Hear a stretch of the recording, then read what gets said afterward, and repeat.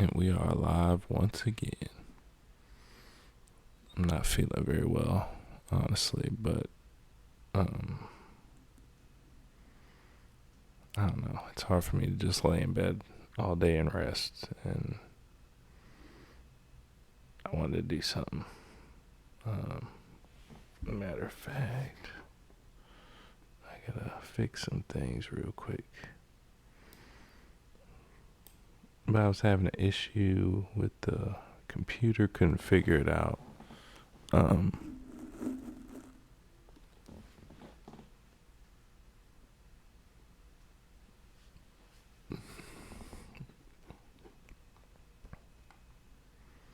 But yeah, I couldn't figure out why it wasn't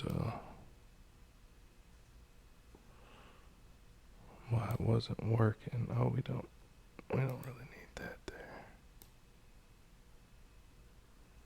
That'll work. And that'll work.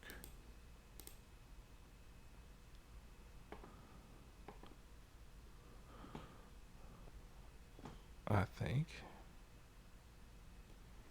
Maybe not.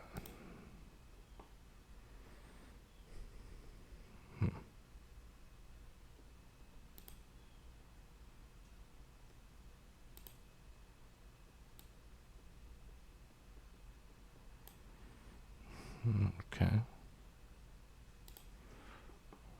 Alright. Now let's fix this.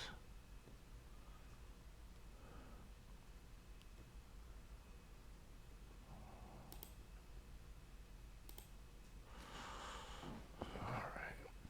I gotta type some shit out.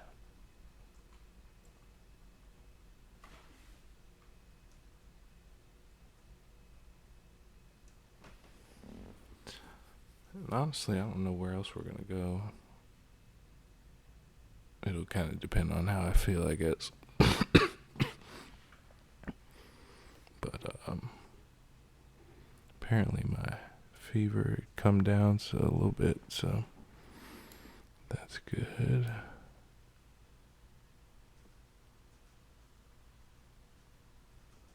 And I just enjoy messing with this. I used to mess with audiovisual stuff all the time, and when I was a kid, so it kind of reminds me of that. And here we are. We're going to give our opinion on this certain piece of media. Seems very well researched, well documented, well done. I've been wanting to get to it, so let's take a listen.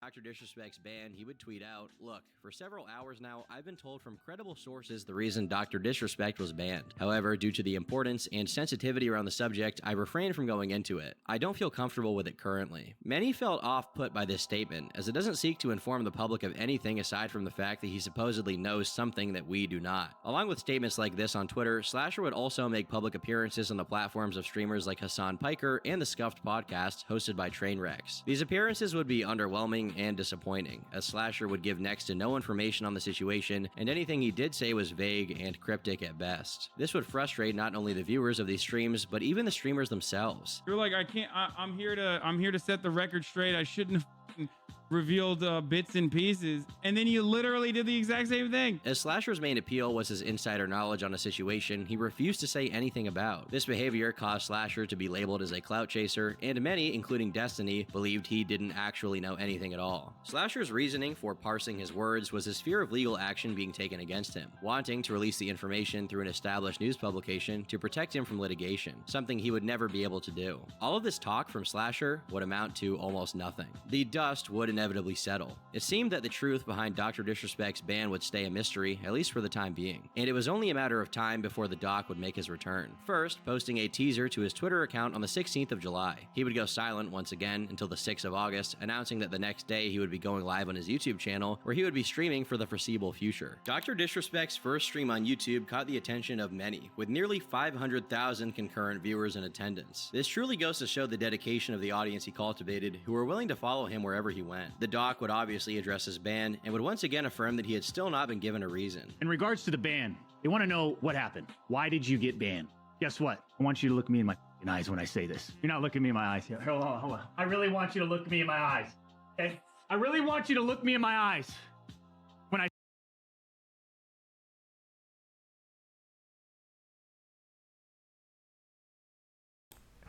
It kills me that he does the bit there. It's just hard to imagine that he believes that he did something egregious, and when addressing it, he does the the glasses bit. But maybe, I don't know, maybe he's a psychopath. I'm sure that's what the consensus is at the moment.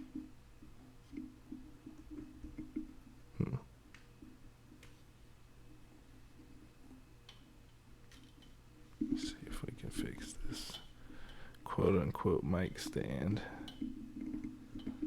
quote unquote easel, real quick, so I don't have to move and shake as much.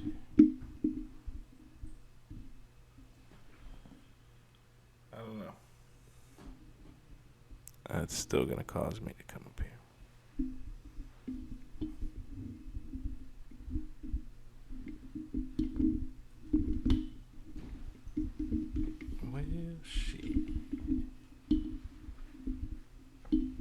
Let's jump back in for now. I say this. We still have no idea. It's hard to imagine after nearly 2 months since his ban that Twitch would not give their former largest creator an explanation. This confusion weighed on the doc himself more than anyone else, saying it caused him immense amounts of anxiety and stress to be left in the dark. The fact that I am here live on YouTube, it's been a fantastic return, I'm telling you. It is. But my anxiety levels are it's something that comes in these huge waves, and I'm having a hard time dealing with it. I'll be honest. It was taken away from us. And to not know why, I am just, man. Fortunately for him, he wouldn't be left in the dark forever. A year after his ban from Twitch, he would disclose that he had been given a reason as to why he was banned. However, much like everyone else in this story, he chose not to make the reason public. But a lot of people ask me, do you know the reason? Yeah, I do know the reason why now. I've known for months now the reason why. And I'll just say this right now, champs. There's a reason. Did he just tell us how long had passed between these two statements of like not knowing and yeah, we've known for a few months? Does he not go over the time period? Okay, let me just go back just a smidge. Actually, let me see that bit again. He cultivated, who were willing to follow him wherever he went. The doc would obviously address his ban, and would once again affirm that he had still not been given a reason. In regards to the ban, they want to know what happened. Why did you get banned? Guess what? I want you to look me in my eyes when I say this. You're not looking me in my eyes. Hold on. I really want you to look me in my eyes. Okay? I really want you to look me in my eyes when I say this. We still have no idea. It's hard to imagine after nearly 2 months since his ban that Twitch would not give their former largest creator an explanation. This confusion weighed on the doc himself more than anyone else, saying it caused him immense amounts of anxiety and stress to be left in the dark. The fact that I am here live on YouTube, it's been a fantastic return, I'm telling you. It is. But my anxiety levels are it's something that comes in these huge waves, and I'm having a hard time dealing with it. I'll be honest. It was taken away from us. And to not know why, I am just, man. Fortunately for him, he wouldn't be left in the dark forever. A year after his ban from Twitch, he would disclose that he had been given a reason as to why he was banned. However, much like everyone else in this story, he chose not to make the reason public. But a lot of people ask me, do you know the reason? Yeah, I do know the reason why now. I've known for months now the reason why. And I'll just say this right now, champs. There's a reason why we're suing the out of him. Okay? I don't know how else to put it. The only other update on the situation would come on March 10th of 2022, where Doc stated, "I've resolved my legal dispute with Twitch. No party admits to any wrongdoing."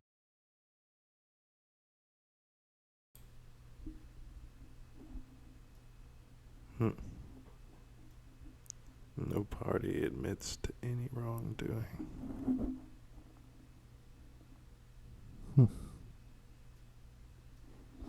Which is interesting. What's it say? I've resolved my legal dispute with Twitch.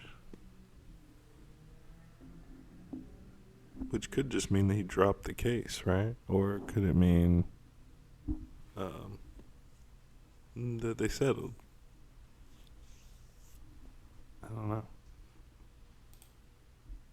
Doc also states in his post simply that he is moving on. Some found this statement strange, as Dr. Disrespect still refrained from explaining why he was banned. If he was the victim of a supposedly unfair decision, one might think he'd be eager to explain the troubling situation. Yet, he confusingly chose to keep it private. It is possible that part of the resolved dispute was under the agreement that the doc couldn't disclose the nature of his ban. It's also possible, however, that Dr. Disrespect wanted to keep it a mystery of his own accord. As we'd soon find out, both of these possibilities were major factors. Almost 4 years after the original ban, on the 21st of June 2024, former Twitch employee Cody Connors would allege the reasoning for Doc's ban publicly, stating, "He got banned because he got caught sexting a minor in the then existing Twitch."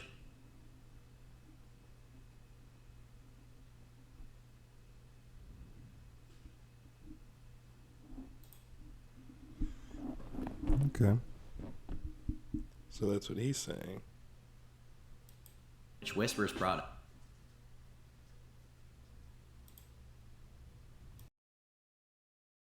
He was trying to meet up with her at TwitchCon. The powers that be could read in plain text. Case closed, gang. No one made the wrong decision. Kim and his boys. This post would be met with overwhelming pushback initially, with many asking for proof of the claims and questioning the reliability of Cody as a source. And they I mean, that's what I was just wondering, is who is this person and how did they know this?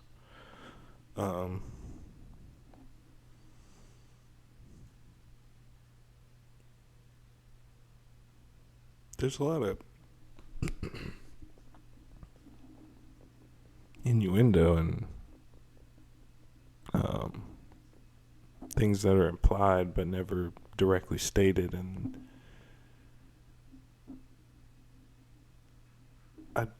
I'm not quite sure the reason why you would go this route for writing a script, but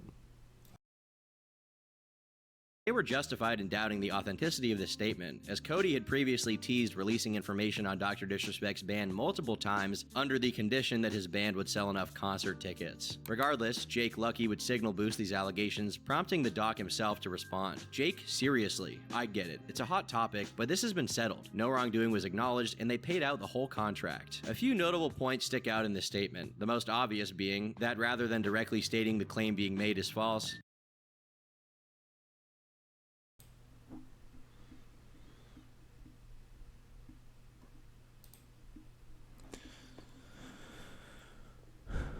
this has been settled. No wrongdoing was acknowledged, and they paid out the whole contract. Which, is that a way of saying that they acknowledged that he did nothing wrong? You know what I mean? Like, they acknowledged that he didn't do something to actually get kicked off their platform, but they just wanted him off, so then they had to pay him the contract.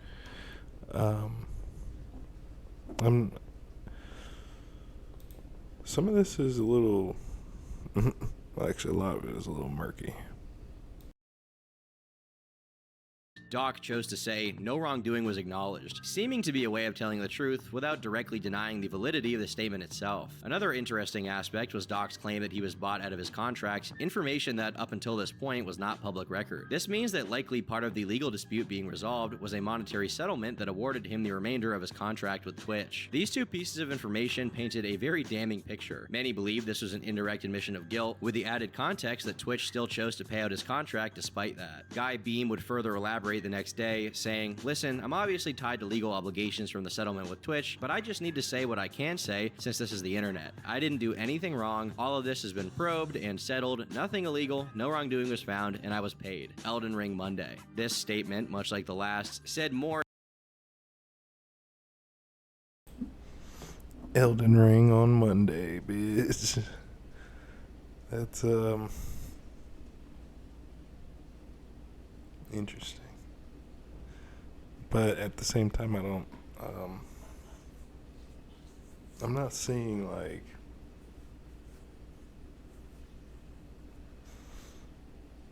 if those whispers existed, guaranteed screenshots or something of the ilk would have leaked. Almost 100%. So I struggle to think. I imagine that it's something that they know they could use as a bludgeon or something to tarnish his image because of the way the media will portray it, but that it's something that either was innocuous or something along those lines. At least that's the way it comes across to me.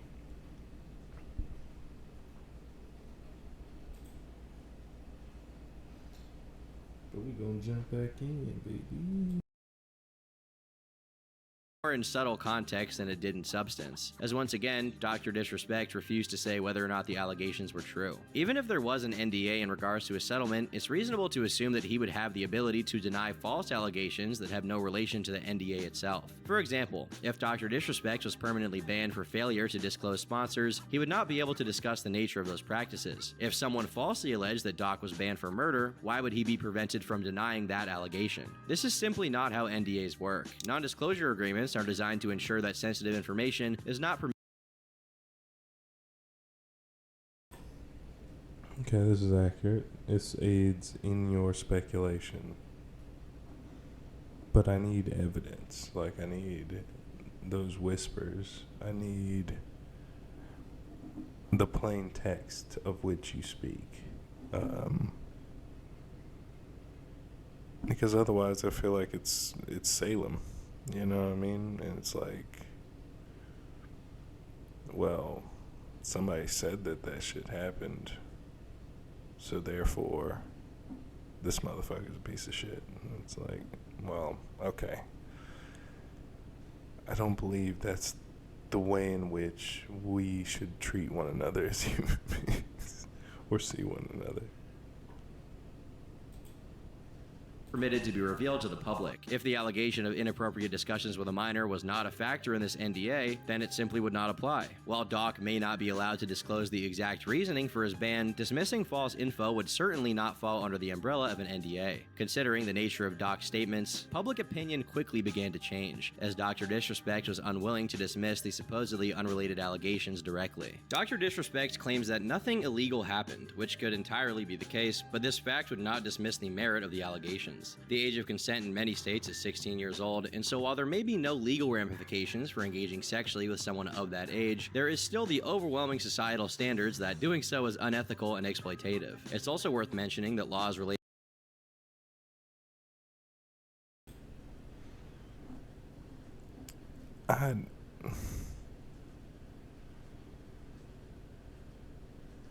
I can see where, I don't know, man. If I was, I can't even imagine, but like,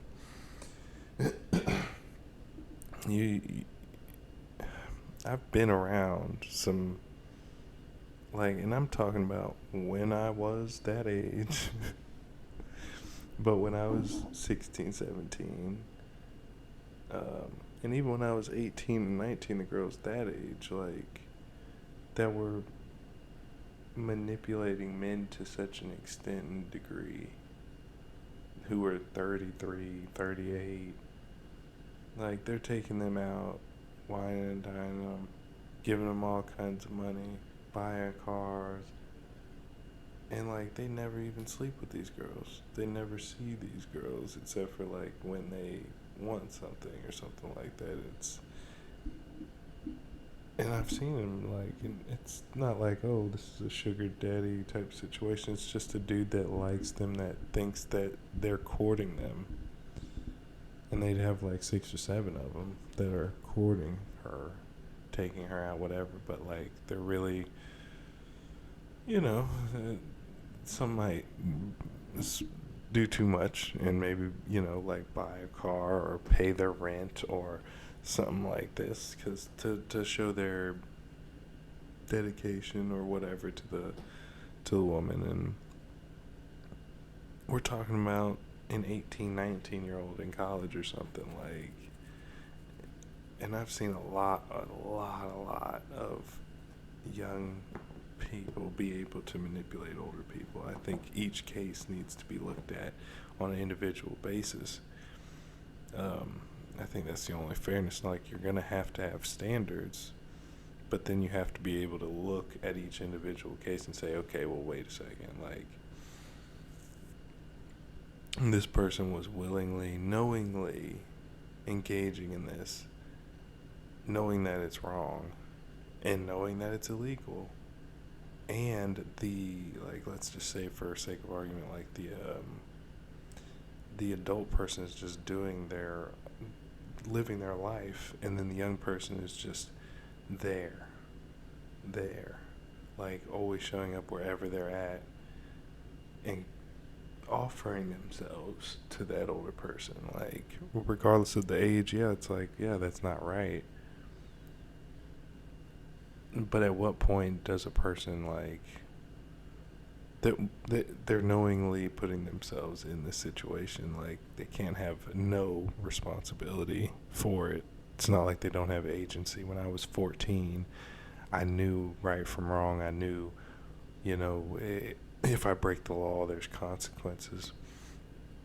I knew that there was risks involved with getting involved with older ladies, like. But there's always risks. But that's my point, though. I had the agency to choose for myself.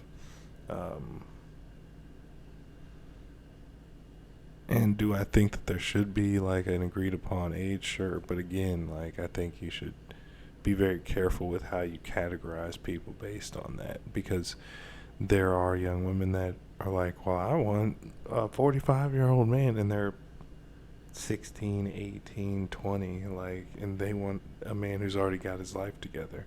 And it's understandable, but if you're gonna say to the man that he's gross for dating her, you gotta tell her, like, you can't be going after those men. It looks gross. Just my thoughts. Relating to online relations are even more inconsistent and vague. This also draws into question his claim that he didn't do anything wrong. If he's using a standard of legality to support this, then he may have a case. But if the allegations are true, it's hard to believe he wouldn't find this behavior to be a poor decision at the very least. As mentioned earlier, this entire statement left more questions than answers and was far more pivotal in shifting the narrative than the original allegations themselves. Dr. Disrespect ended his statement, affirming his intentions to continue streaming with an Elden Ring stream on Monday the 24th. However, this situation was far from over. Many of the doc's partnerships began to fall through. Turtle Beach, best known for their gaming headsets, would quickly sever their partnership and move all merchandise related to the dock from their website. This was followed by NBA 2K24's publisher, 2K Games, establishing their intentions to remove Doc's name and likeness from their game in their next patch release. The San Francisco 49ers, who allowed Doc to make an appearance at the 2022 NFL Draft, announced they would no longer be working with the creator. None of this means anything. If you skew right on too many political issues, they'll do all the same shit to you. If you make a joke, if you made a joke 10 years ago, they'll take the Oscars from you. You know what I mean? So this means nothing to me. This isn't evidence. This is immaterial.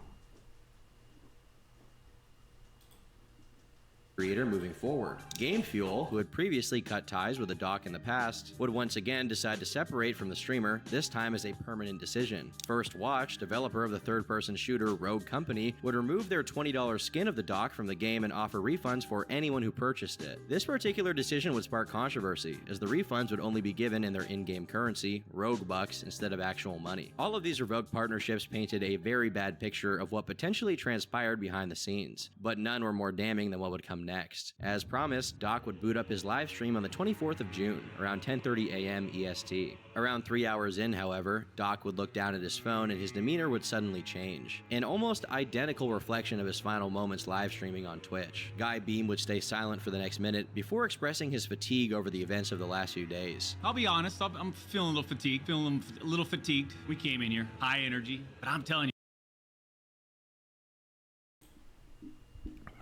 So all of this is speculation.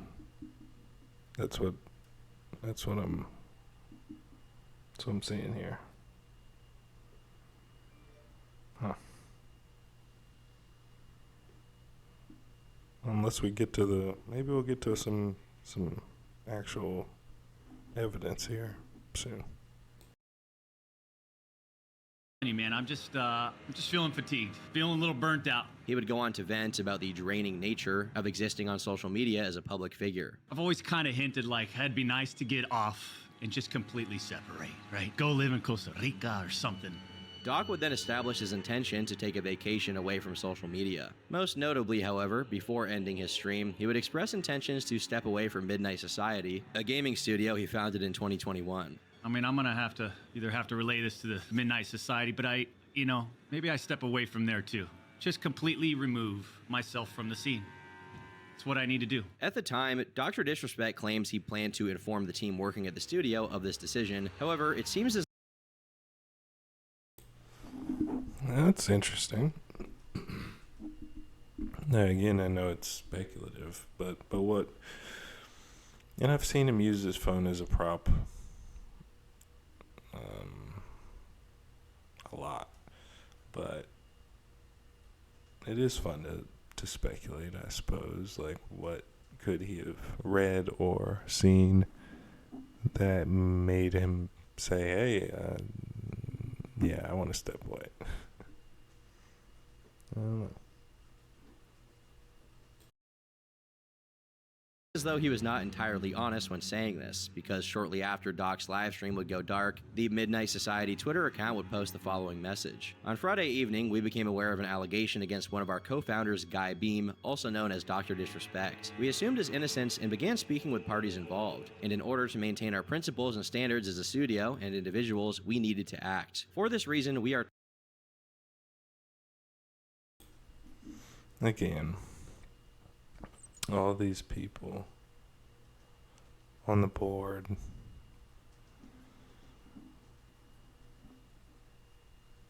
what do they stand to lose? What do they stand to gain? And it's like they get the company. You know what I mean? The guy's gone, so the person who ran it's not there. So now y'all run it.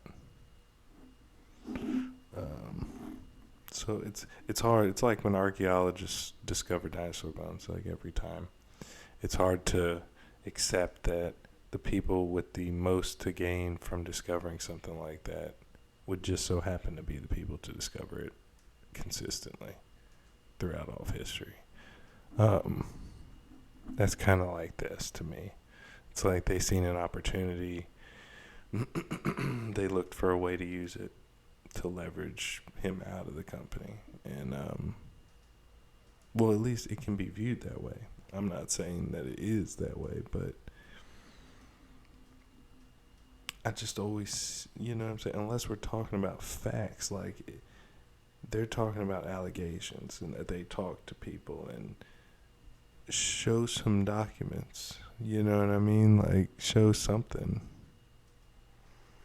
Please. terminating our relationship with Guy Beam immediately. While these facts are difficult to hear and even more difficult to accept, it is our duty to act with dignity on behalf of all individuals involved, especially the 55 developers and families we have employed along with our community of players. The magnitude of this controversy cannot be overstated. Not only was one of the most prominent live streamers on the internet being labeled a predator, not only was he losing brand deals and sponsorships, but the doc was even being removed from personal projects he helped create. That, paired with the added context of potentially explaining one of the biggest mysteries on the entire internet, catapulted this scandal far past the level of a typical misconduct allegation. Seemingly, with his hands tied, Dr. Disrespect was forced to release a statement, where on June 25th, he would write the following. Hello, I'd like to make a quick statement. Let's cut the bullcrap. You all know there's no filter with me. I've always been upfront and real with you guys on anything that I can be upfront about, and I'm always willing to accept responsibility, which is why I'm here now. First and foremost, I do want to apologize to everyone in my community as well as those close to me, my team, and everyone at Midnight Society Game Studio. A lot of people have been left in the dark about what happened yesterday with Midnight Society and I, and we made the painful decision collectively to have me step down. Our team is full of incredibly talented and good people that have high career ambitions and families, and I never want to jeopardize the culture we have carefully crafted. This contradicts a statement posted by Midnight Society the day prior, where they claim to have investigated the situation personally, resulting in their decision to terminate their relationship with him. Yet, Doc claims it was a mutual decision. He continues, saying, "Everyone has been wanting to know why I was banned from Twitch, but for reasons outside of my control, I was not allowed to say anything for the last several years. Now that 2 former Twitch employees have publicly disclosed the accusations, I can now tell you my side of the story regarding the ban. Were there Twitch whispers with an individual minor back in 2017? The answer is yes. Were there real intentions behind those messages? The answer is absolutely not.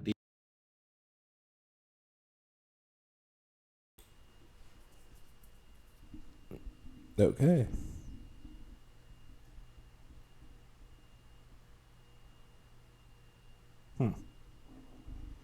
So what he's saying is that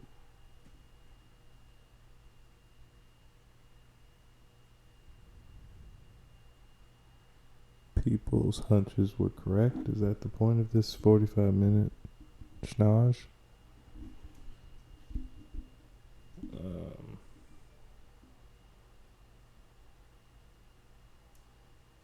Yeah. Twitch whisper messages with an individual in 2017. So, I wouldn't be able to tell if a person is of age or not on Twitch right now. Again, like, I'd have to see these messages, like, because if somebody flirts with you and you flirt with them and then they're like, I said I was 12 years old on my profile, and it's like, I didn't look at the... Everybody knows how old I am. Why? What is happening? You know what I'm saying? Like, that's more the line it seems to me, because, like,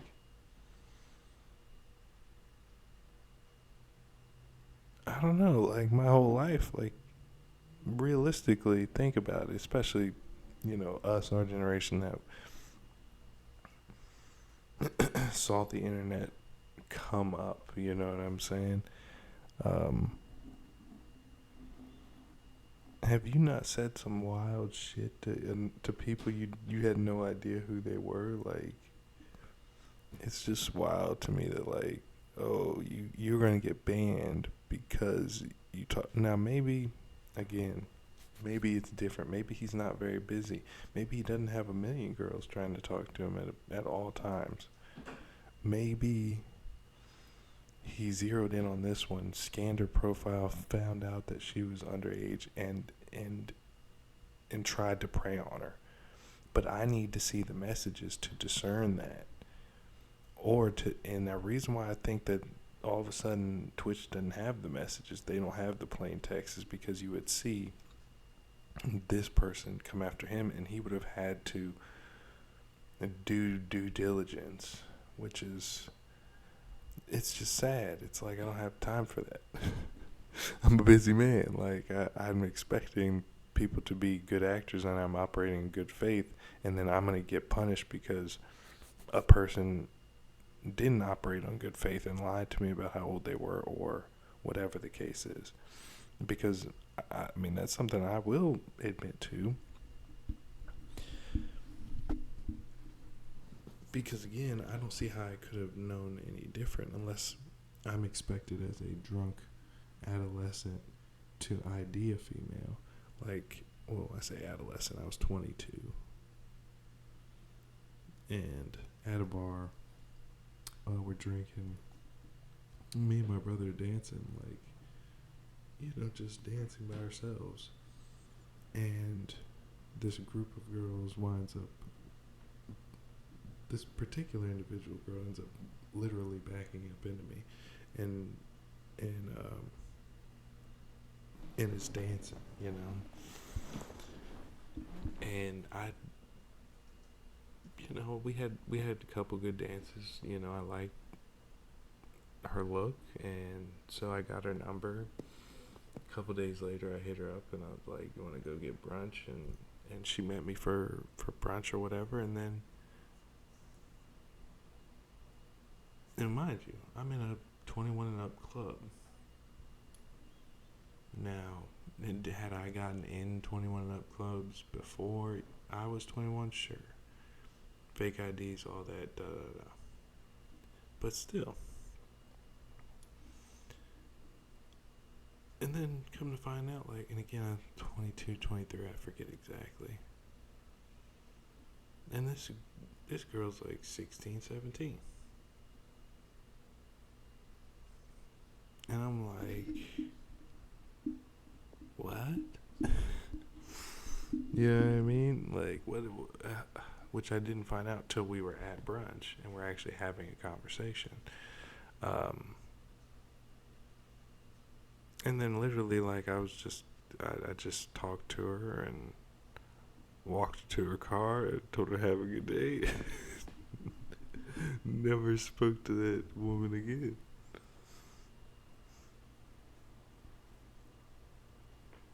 So it's just, I can see how things can happen without any malicious intent from either side. Like, young people are always going to try to get into spaces before they're supposed to, you know what I mean? Whatever kind of space it is, whatever arena it is, kids are going to try to get in there before they're ready, and girls have an easier time to do that because it looks good for the club, basically, to have pretty girls there. So if you're pretty and sometimes you can slip through on these things. And me being younger at the time, I didn't have that understanding either. So I figured, like, because it was now, they checked my ID when I come in now. Like, this isn't the heat. This isn't Outer Limits. This isn't fucking Club 941 or whatever. The hood clubs where, like, I could go in and they would just kind of like look at you and be like, all right, like, yeah, you get in there. But now they're checking me, you know what I mean? So I guess I hadn't really considered it, that, like, that they'll let in underage girls. Like, I could always see them letting in pretty girls who are of age for free.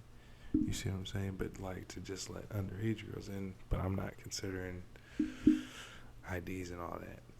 But, again, I have no malicious intent. She looked of age, or at least she could be of age, and I mean, luckily I didn't actually do anything, but still, it would be considered creepy if an ugly nigga did it.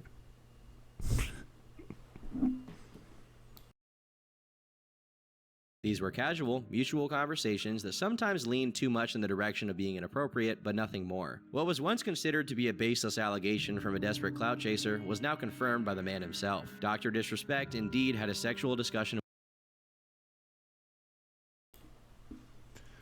A discussion that leans in an inappropriate or joking or inappropriate sexual manner is not the same as sexting, is it?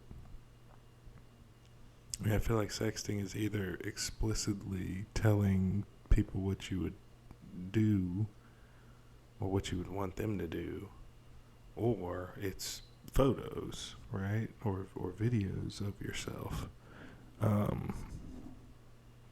So I don't think it was confirmed necessarily. That's odd.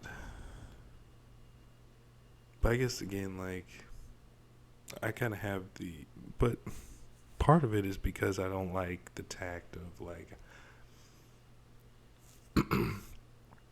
what feels like just a bias throughout this, that like you already believe this, so you're looking for and you're looking for things that aren't considered evidence. You're like, look at his facial expression change.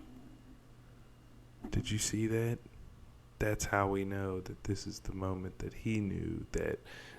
And it's like we go into this whole like realm of subjectivity that I kind of despise, because like if we can't prove it objectively, then let's not do too much, okay?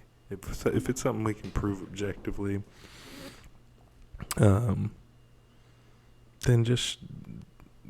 Twitch would have just showed us what it was, but they didn't, because more than likely, and this is just my guess, my interpretation, my subjective feeling on that evidence, and the fact that they didn't reveal it, is because it would paint the girl in a negative light, and it would make Doc the baby face again, and it would make Doc the sympathetic again, because he'd be like, okay, here's this 16-year-old that looks like she's 30.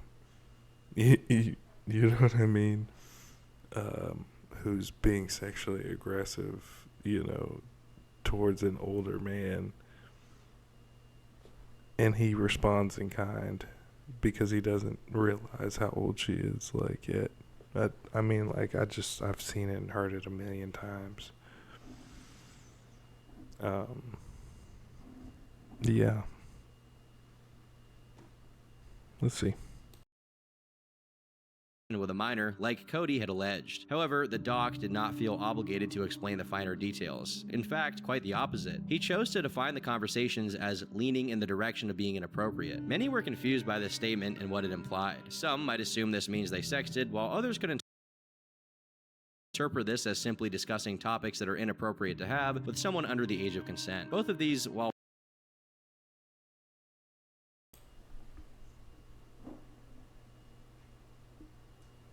So then why would he conclude that Doc had confirmed what he said if he then doubles back and says,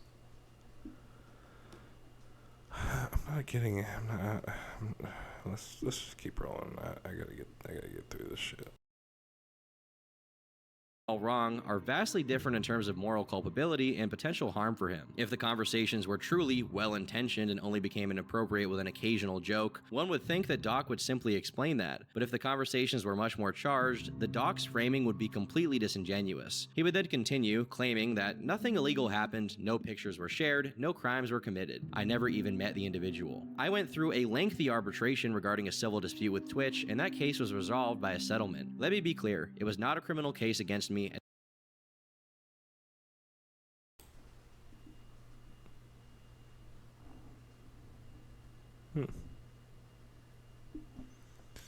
So, no photos were shared. No crimes were committed. I wonder. Oh, who's texting me?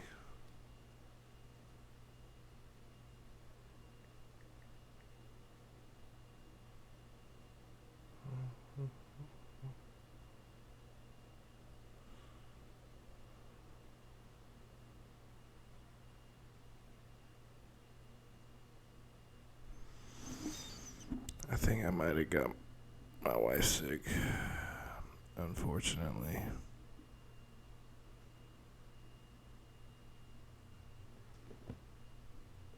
Damn.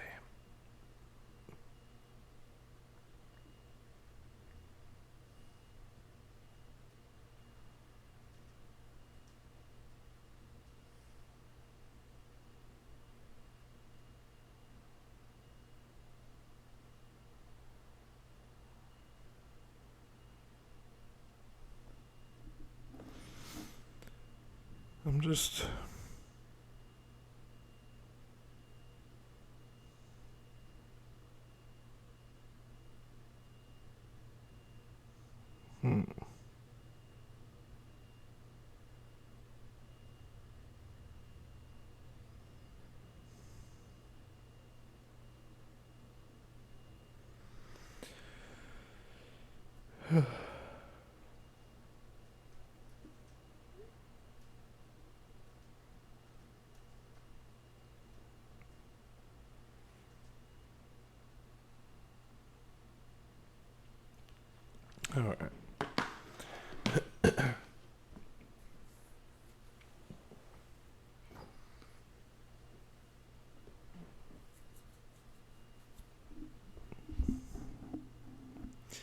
I'm just saying, nigga.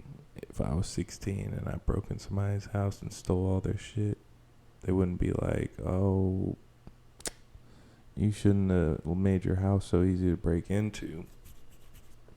It's your fault. They'd be like, nah, that kid is a bastard and lock his ass up. That's what they... So, like, for me, like, for a kid to be knowingly talking to a grown married man is wild. Like, I can't imagine like me talking to a grown married woman. Like, I seen it. It's happened, but like, it wasn't something I sought out. You know what I mean? It just kind of happened, you know.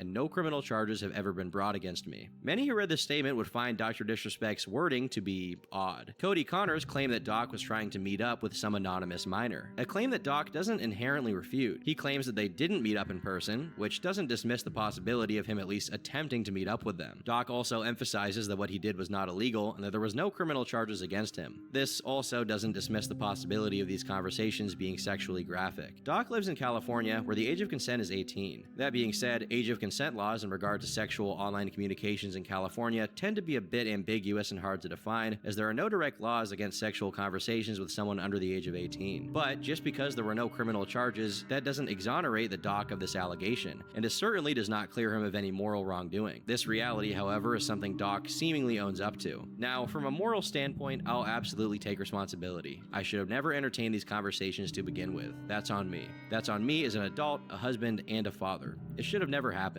I get it. I'm not perfect, and I'll own my This was stupid. Yeah, and that's like talking to any other female in this sexually charged way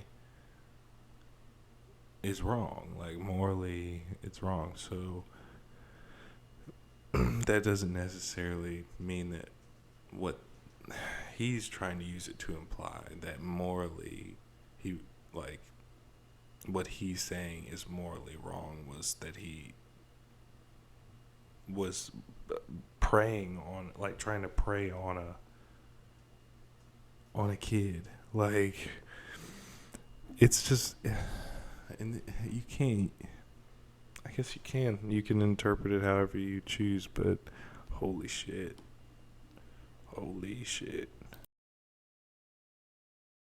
Stupid. Dr. Disrespect would then defend his character, dismissing claims that he's some kind of creep. Now, with all this said, don't get it mistaken. I've seen all the remarks and labels being thrown around so loosely. Social media is a destruction zone. I'm no predator or pedophile. Are you kidding me? Anyone that truly knows me knows where I stand on those things and those types of people. Screw that. That's a different level of disgust that I hate even hearing about. Don't be labeling me as the worst of the worst with your exaggerations. Get out of here with that. If we're to take Dr. Disrespect on his word that no crimes were committed despite engaging sexually with a minor, then he could potentially be correct, but this is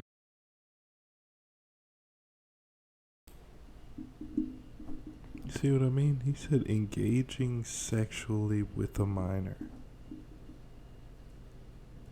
Now, in the context of the video that we're watching right now, that you kind of see what he's trying to say, but why? Like, I don't. It just makes you look like like you had a horse in the race or something, or like you're gleefully hoping for this person to fail, or hoping that this person did horrible things, even though there seems to be nothing there of substance that anybody can actually produce, even Doc himself. is really splitting hairs at this point. Doc would then apologize to his peers and community before asserting his intention of pushing through this controversy. Trust me when I say this, to all my haters that live and breathe social media with zero real-life experience, I don't care about you. Finally, if you're uncomfortable with this entire statement and think I'm a piece of that's fine, but I'm not going anywhere. I'm not the same guy that made this mistake all those years ago. I'm taking an extended vacation with my family, as mentioned Yeah, this is years and years prior, isn't it?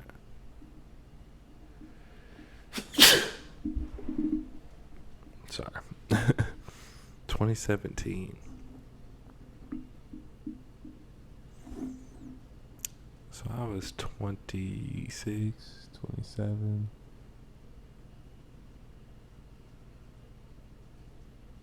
Somewhere around there. And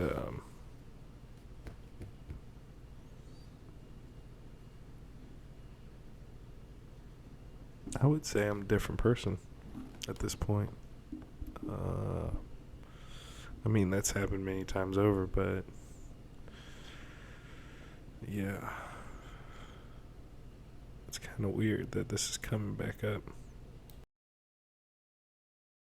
On stream, and I'm coming back with a heavy weight off my shoulders. They want me to disappear? Yeah, right. It seems that every statement made in regards to the situation leaves more questions than answers. So what do we know? Well, for starters, we know that Doc indeed had inappropriate conversations with a minor. To what extent, however, is currently unknown. What is known is that whatever happened in these private DMs was enough for Twitch, Discord, and even Doc's own gaming studio to decide it was worthy of cutting ties with him. It's also clear that the circumstances of the last few weeks invalidated whatever NDA was in place that kept the Doc from speaking on the subject, so it confused many that he wouldn't directly dismiss the claims or elaborate on key details. Assuming that what he says is 100% true, additional context and more details would only benefit his case, yet he chooses to be as ambiguous as possible. Rather than dismissing his alleged plans of meeting up with a minor, he just says it never happened. Rather than explaining his true intentions, he ambiguously states there were no real intentions at all. And rather than elaborating on the nature of these discussions, he described them as leaning in the direction of being inappropriate. Why would Doc choose to say so little with his career and reputation on the line? Many assume this is because the reality of the situation coming to light has far worse consequences than obfuscating the facts of the matter. Doc would even go as far as removing the phrase individual minor from the tweet and just replacing it with individual, a decision he would then undo once he received backlash. This statement, as it is written, simply wouldn't satisfy those hungry for answers, which only fanned the flames of discourse. This was the perfect opportunity for Slasher to once again do a media campaign, reminiscent of the one he did in 2020. When the allegations first broke, Slasher would take to Twitter simply stating, "I didn't lie." Slasher never directly alleged that this was why Dr. Disrespect was banned. All that he claimed was that he knew the reason. This information coming to light does not prove that he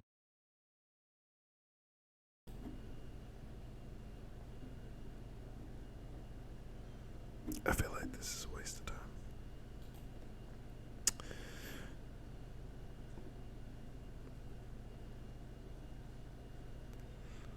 Okay, JoJo told me to watch this one. I don't know what it is.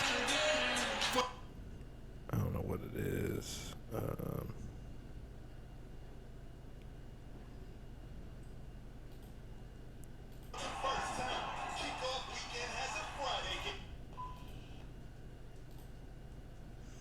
No. Well, I don't know what it is. Everything, how can I, here we go. Everything we don't know. Aperture.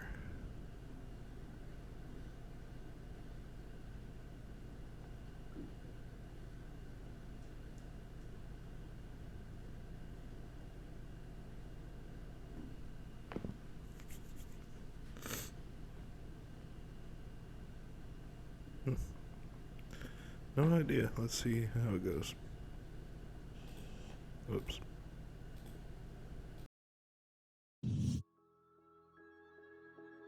This is green, this is red, and this is blue.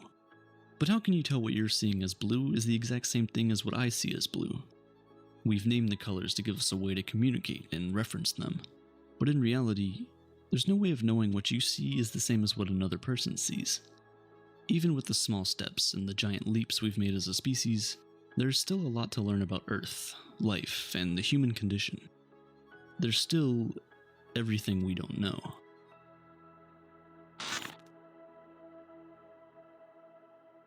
On the 26th of February 2015, one picture of a dress divided the internet. You are seeing white and gold. Where are you looking at? Oh, just change to white and gold! Wait, no, you're kidding. While some saw it as gold and white, others saw it as blue and black. And ever since then, there's been a number of repetitions of the same experiment, either using the same sense, in this case sight, or even other senses, like hearing in the famous Yanni or Laurel debate. These experiments remind us that there's no way for us to tell that you and I sense the same things. What I call red might just be what you call blue, and there might be someone out there who sees human beings with purple teeth, but just refers to it as white. 71% of the entire Earth is covered.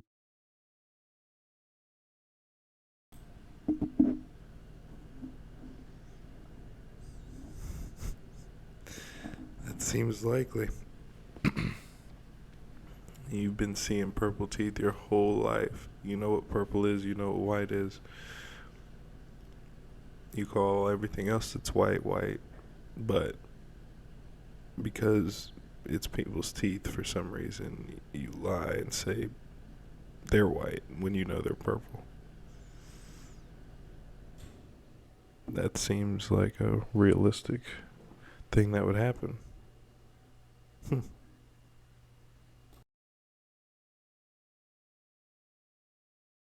Covered by water. Humans are made up of about 60% water, potatoes 80%, watermelons 93%, and cucumbers 95%. It's very clear that water is essential for life on Earth, but we really don't know that much about water, not even about the very oceans we came from. In fact, He thinks we came from the abyss?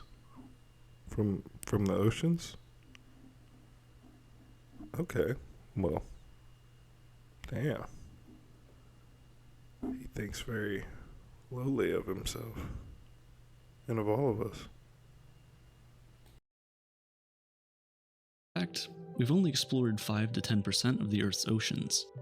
The rest, well, who knows what's down there? It's even scarier when you realize that fish, like the blobfish and the barreled eye fish, belong to the slim percent of things that we've already discovered. The deeper you go, the crazier things seem to get. What's at the bottom of the ocean? For the most part, we just don't know. But back on the surface, countries that are bordered by water use something called coastlines to mark their territory. The coast is the land along the sea, and the boundary between the coast and the sea is known as a coastline.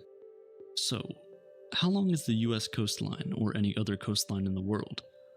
The answer is, well, again, we don't really know. Coastlines constantly curve and cut in and out. Even the smallest deviations from a straight line can add distance, and over time, these small distances add up. Some of these features are massive, like bays, while others are minuscule. Now, measuring each and every little crevice isn't really efficient, so surveyors cut corners and straighten rough edges into easily manageable lines. If you do a quick Google search of the measurement of any coastline, you'll find a lot of different answers. They all cut corners, just differently. A very scientific method. Cutting corners, guessing, making it more manageable than what the data actually is. It's interesting. Humanity as a species, though, well, we've done really well for ourselves. When in According to who? How are you? Well, I can let him continue. a pinch, we invent something to push us through. We made clothes when the weather was harsh, shelter so we could be safe from wildlife to rest and recuperate, weapons to hunt for food, money to replace pure bartering. But what about fire? Was fire a discovery or an invention? This is the moment of truth. When you prove what you can do. Refresh your room. And the music?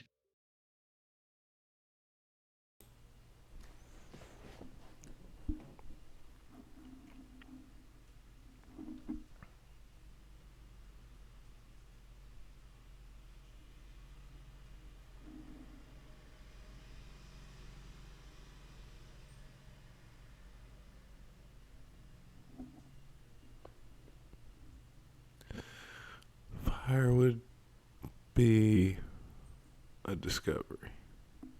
You could invent a methodology by which attaining fire is simpler, but fire itself already existed without you. It didn't need you to create it. Fires happened naturally, and they continue to. Music is something of an invention, I would say.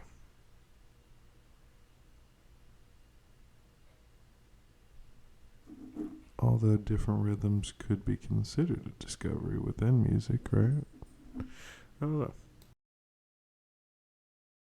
Music has been described by scientists as a relatively recent invention by humans. It's believed that music helped our ancestors to bring together a close-knit community. But did humans really invent music?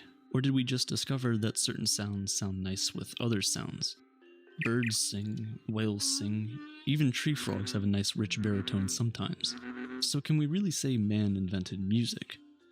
If we did, then what is the true definition of music? I guess we'll never know.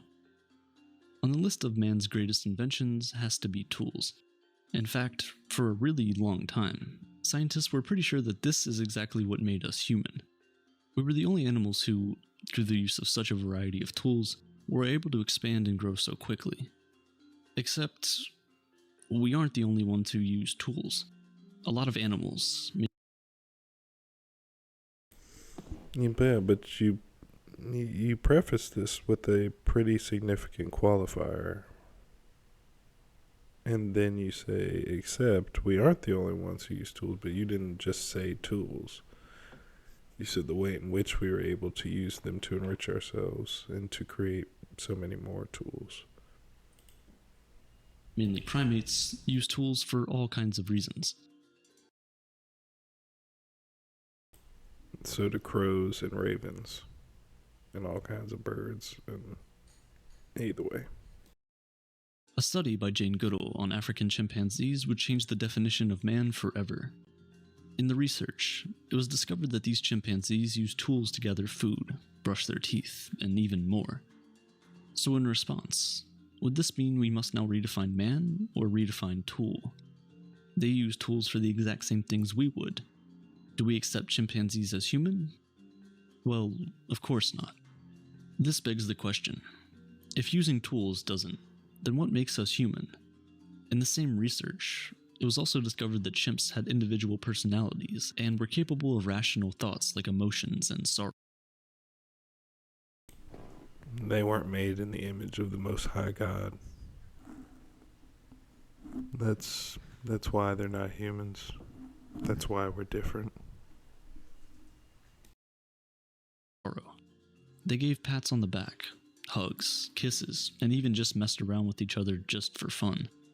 They developed affectionate bonds with family members and with other members of the community, and some of these bonds lasted for over 50 years. If emotions, rational thought, and affectionate actions do not, then what makes us human? In the past, it was thought that humans were the only animals who were self-aware. However, in the past 30 years, extensive research has proven that many other animals are too.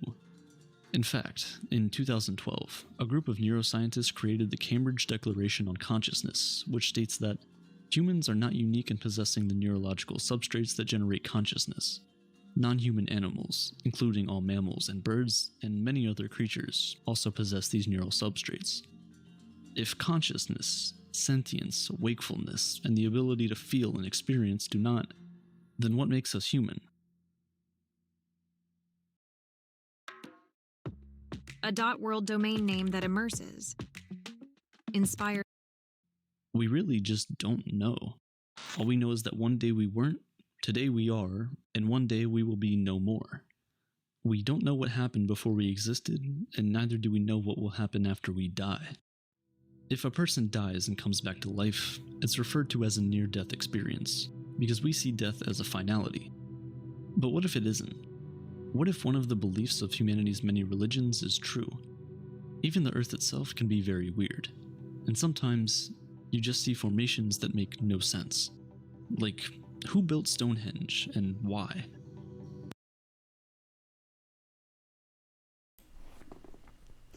There's some very interesting photos of Stonehenge.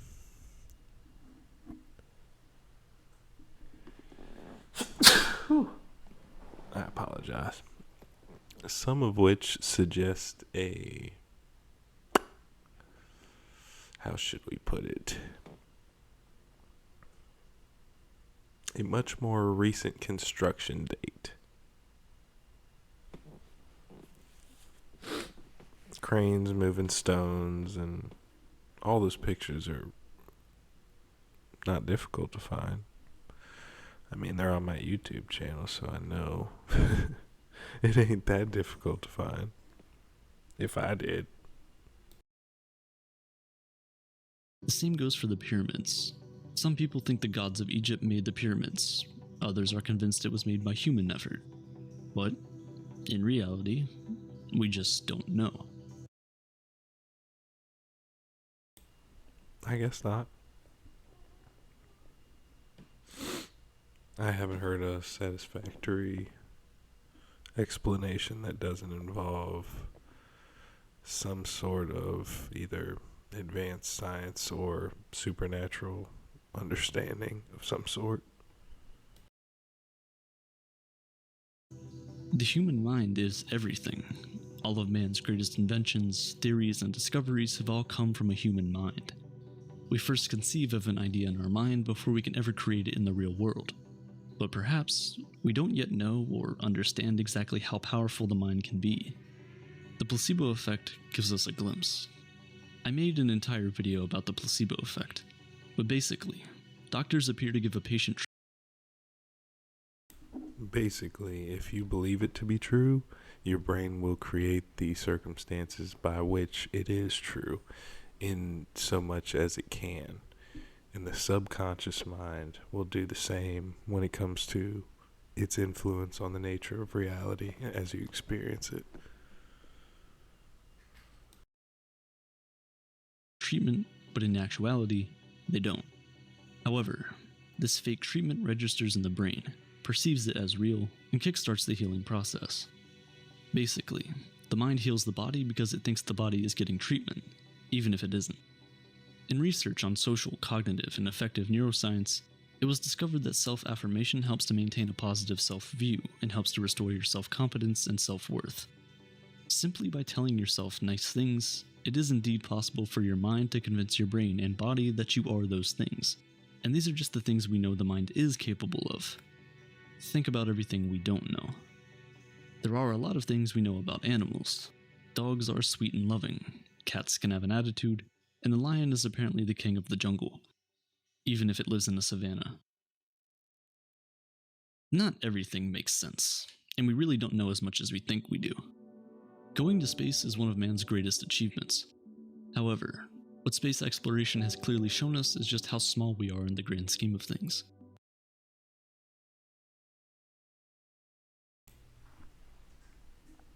That is indeed what they want you to take from it.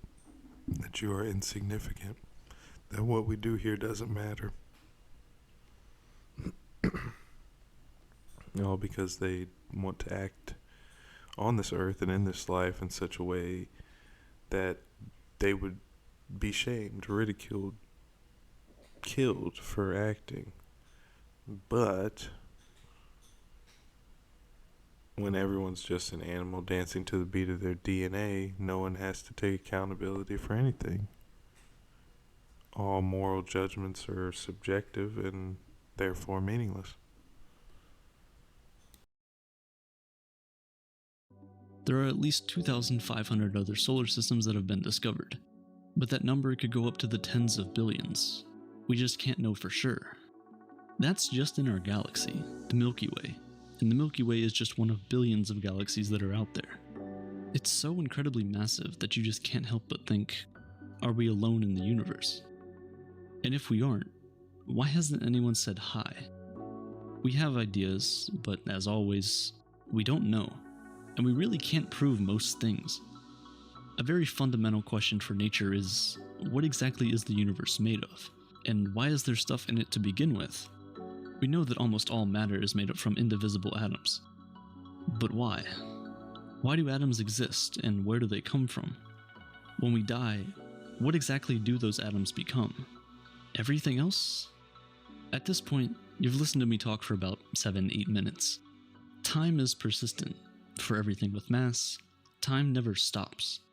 We all know that yesterday is in the past, today is the present, and tomorrow is the future. But what exactly is time, and where does it come from?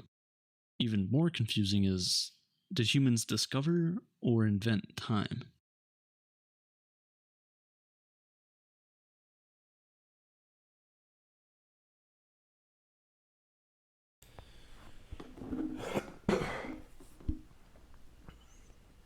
I think God invented time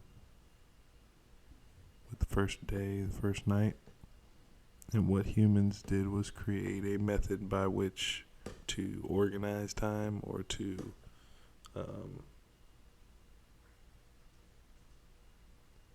organize our perception of it, to somehow give us a system by which we can utilize it to be on time, to be able to meet each other at a specific time and place. Like, sometimes we ask ourselves these profound questions, but, well, I guess it is. If it comes back to God, then it has to be profound, right? There are so many things about the world that we just don't know. And while some are deep questions like we've talked about, others are more, well, trivial. While watching the video of this person yawning, you probably also yawned. So even more importantly, why is yawning contagious? When we're happy, we laugh. When we're sad, we cry. But why?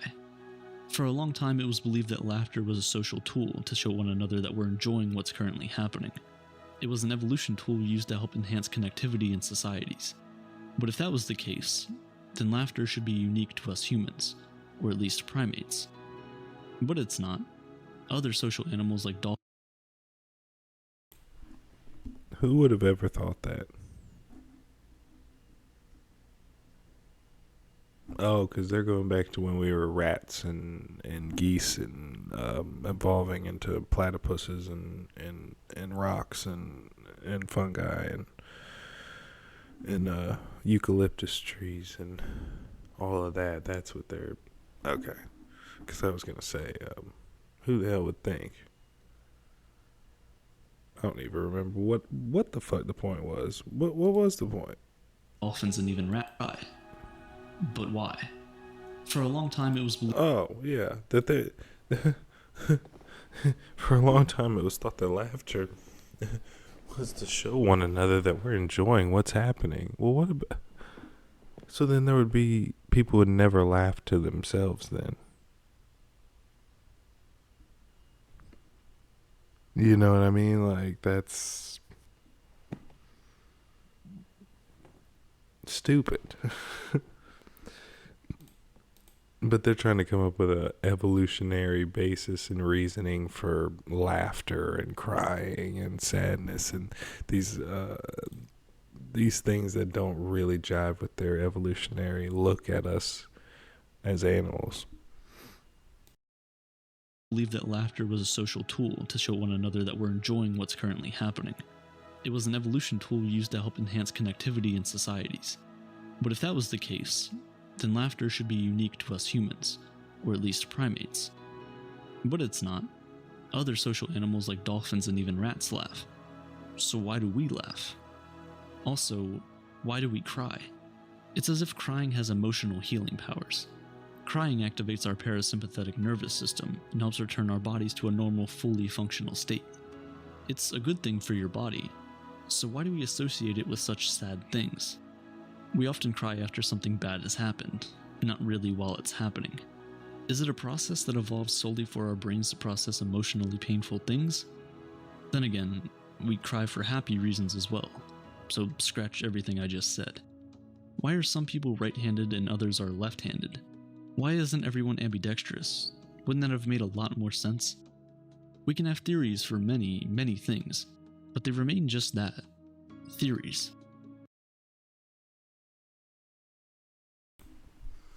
I'm pretty sure everybody would be ambidextrous, or at least the vast majority of people would, if we trained children to use both hands in their youth.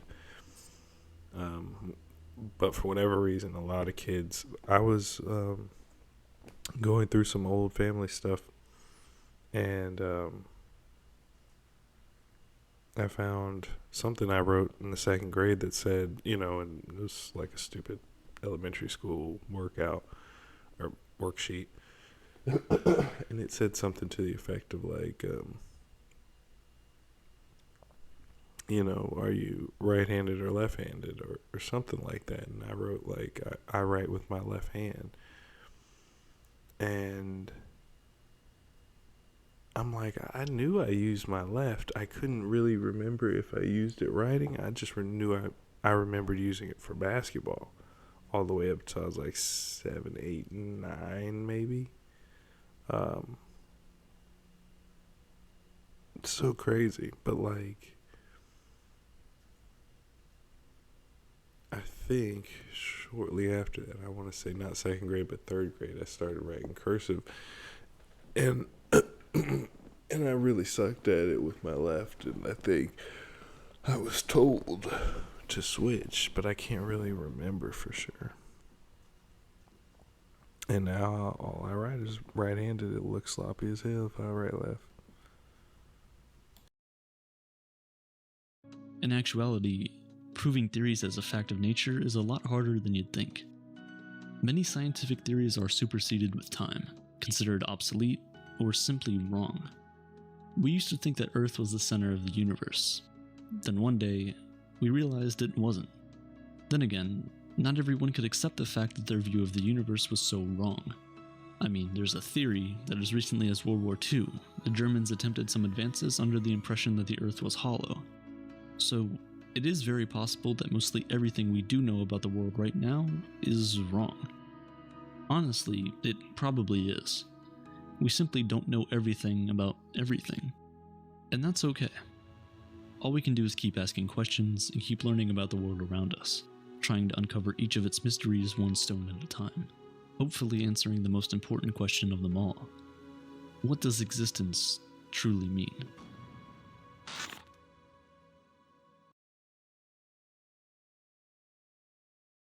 And there's still a couple minutes left, but that's fine and all, but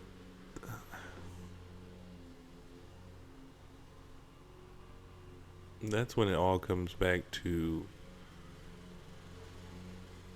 it starts coming back to these really, really rudimentary, somebody's out there, landscaping guys out there doing their damn thing.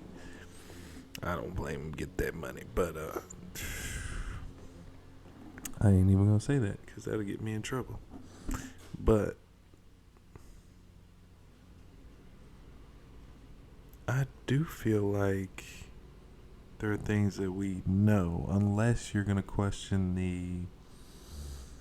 the premise, like to the extent of like, how do I put it? How do you know that what you're experiencing is anything more than a dream? You know what I mean? Like, how do you really know that? It can just be your brain firing off. You don't really know anything, right? So that's why there are certain assumptions that we make in order to be able to find some things that work consistently enough to be considered laws. But they're built on a certain understanding that the material world is what it is, regardless of the perception. You know what I mean? Of who's perceiving, should I say.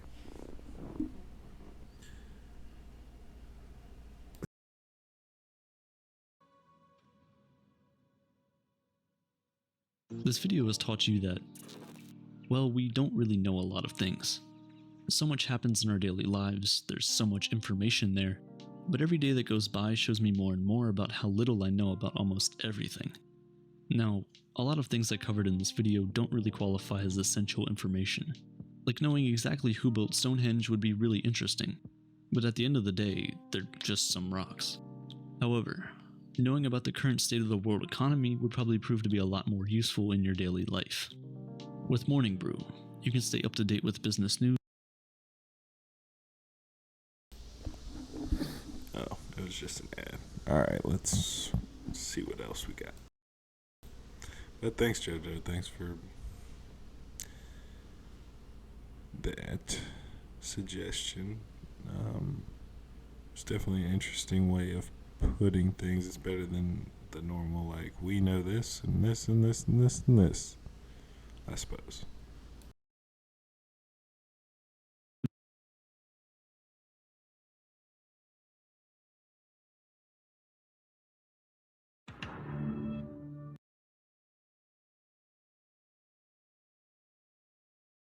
What's this? Memology 101. Is that the name of the channel? Pretty sure it is, but I can't remember. Yeah. Oh man, I didn't sneeze at all yesterday, and now I'm just sneezing up a storm. Alright, let's see here. Mark Zuckerberg just confirmed what we knew all along. Don't know where we're going with this one.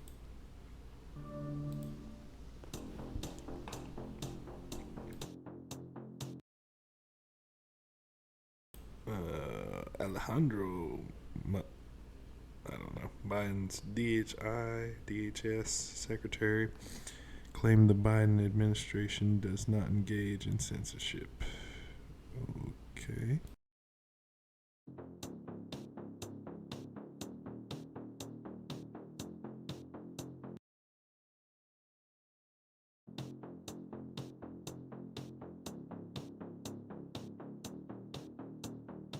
Now, you said earlier this year that you disbanded the Disinformation Governance Board, which I thought was totally unconstitutional, but that turns out to be, at best, misleading. That's just the tip of the iceberg in terms of what you're doing.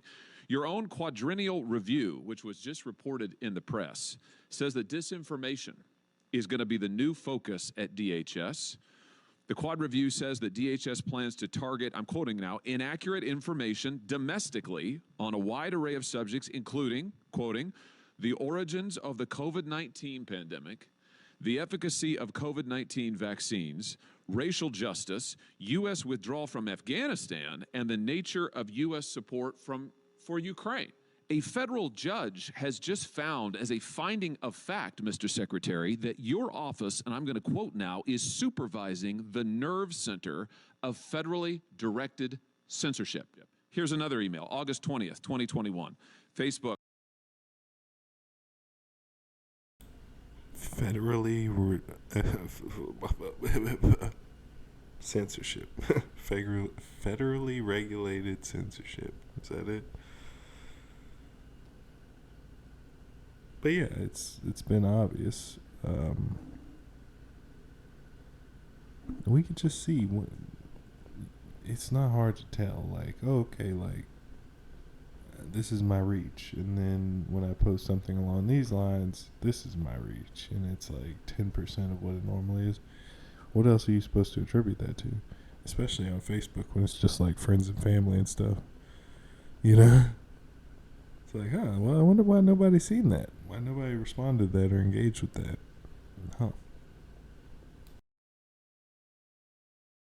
Writes again to HHS and highlights that Facebook is increasing the strength of our demotions for COVID and vaccine-related content. April 16th, 2021, Rob Flaherty at the White House circulates a Zoom meeting invitation to Twitter employees stating White House staff will be briefed by Twitter on vaccine misinformation. We have example after example of this administration coordinated, apparently, according to a federal court, by your agency, pressuring, coercing social media companies to engage in censorship. Is that constitutional? That is unequivocally false. Is what the emails show. It is unequivocally false, Senator. Look at him. Look at him. He doesn't deserve the title of Alejandro. Alexander the Great didn't do what he did so you could masquerade as an Alexander or as an Alejandro, motherfucker. How dare you?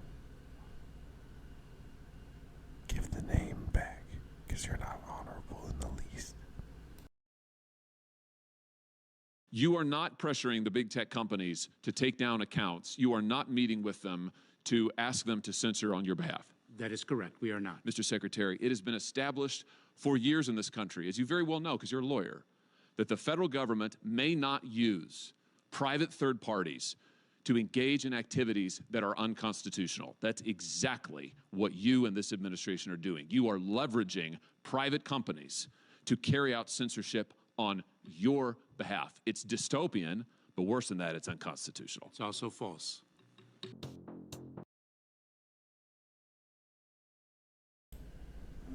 Oh no. The receipts may have. Let's see.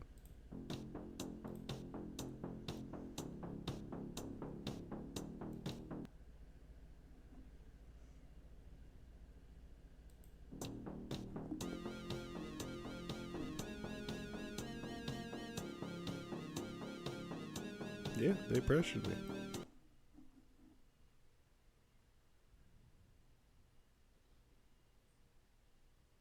Oh no. Oh no. Yeah, they'll turn on each other left and right and center because they don't have any kind of principles at all. They're gonna eat themselves. Is this not charging? Damn, this charger's not on.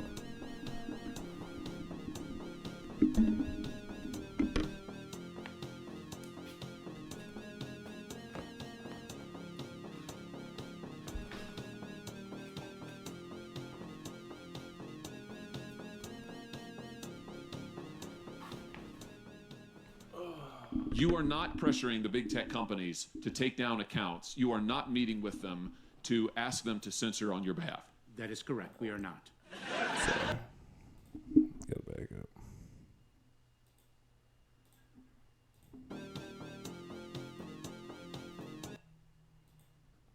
Okay. What's this?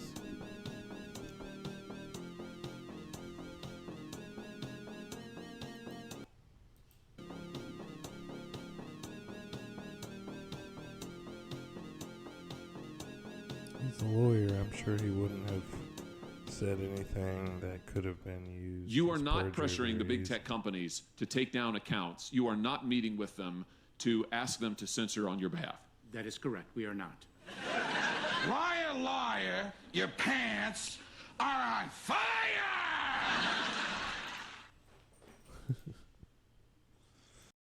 Sheesh.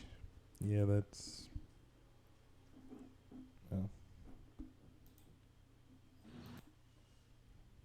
Oh, yeah.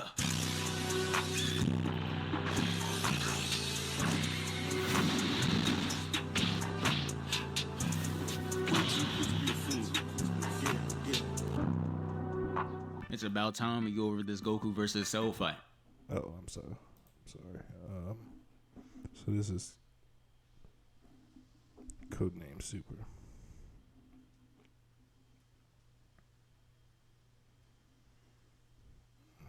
He runs down fades like nobody's business. Okay, I don't want to ruin it. Let's do it. Easily the best fight in the saga. If we're going strictly off of hands, I remember I was happy as hell for this episode because before that I watched 25 minutes of Mr. Satan doing straight BS. Like imagine your favorite show drops a new episode for the week, got your food ready and all that, just for the episode to be goofy as hell.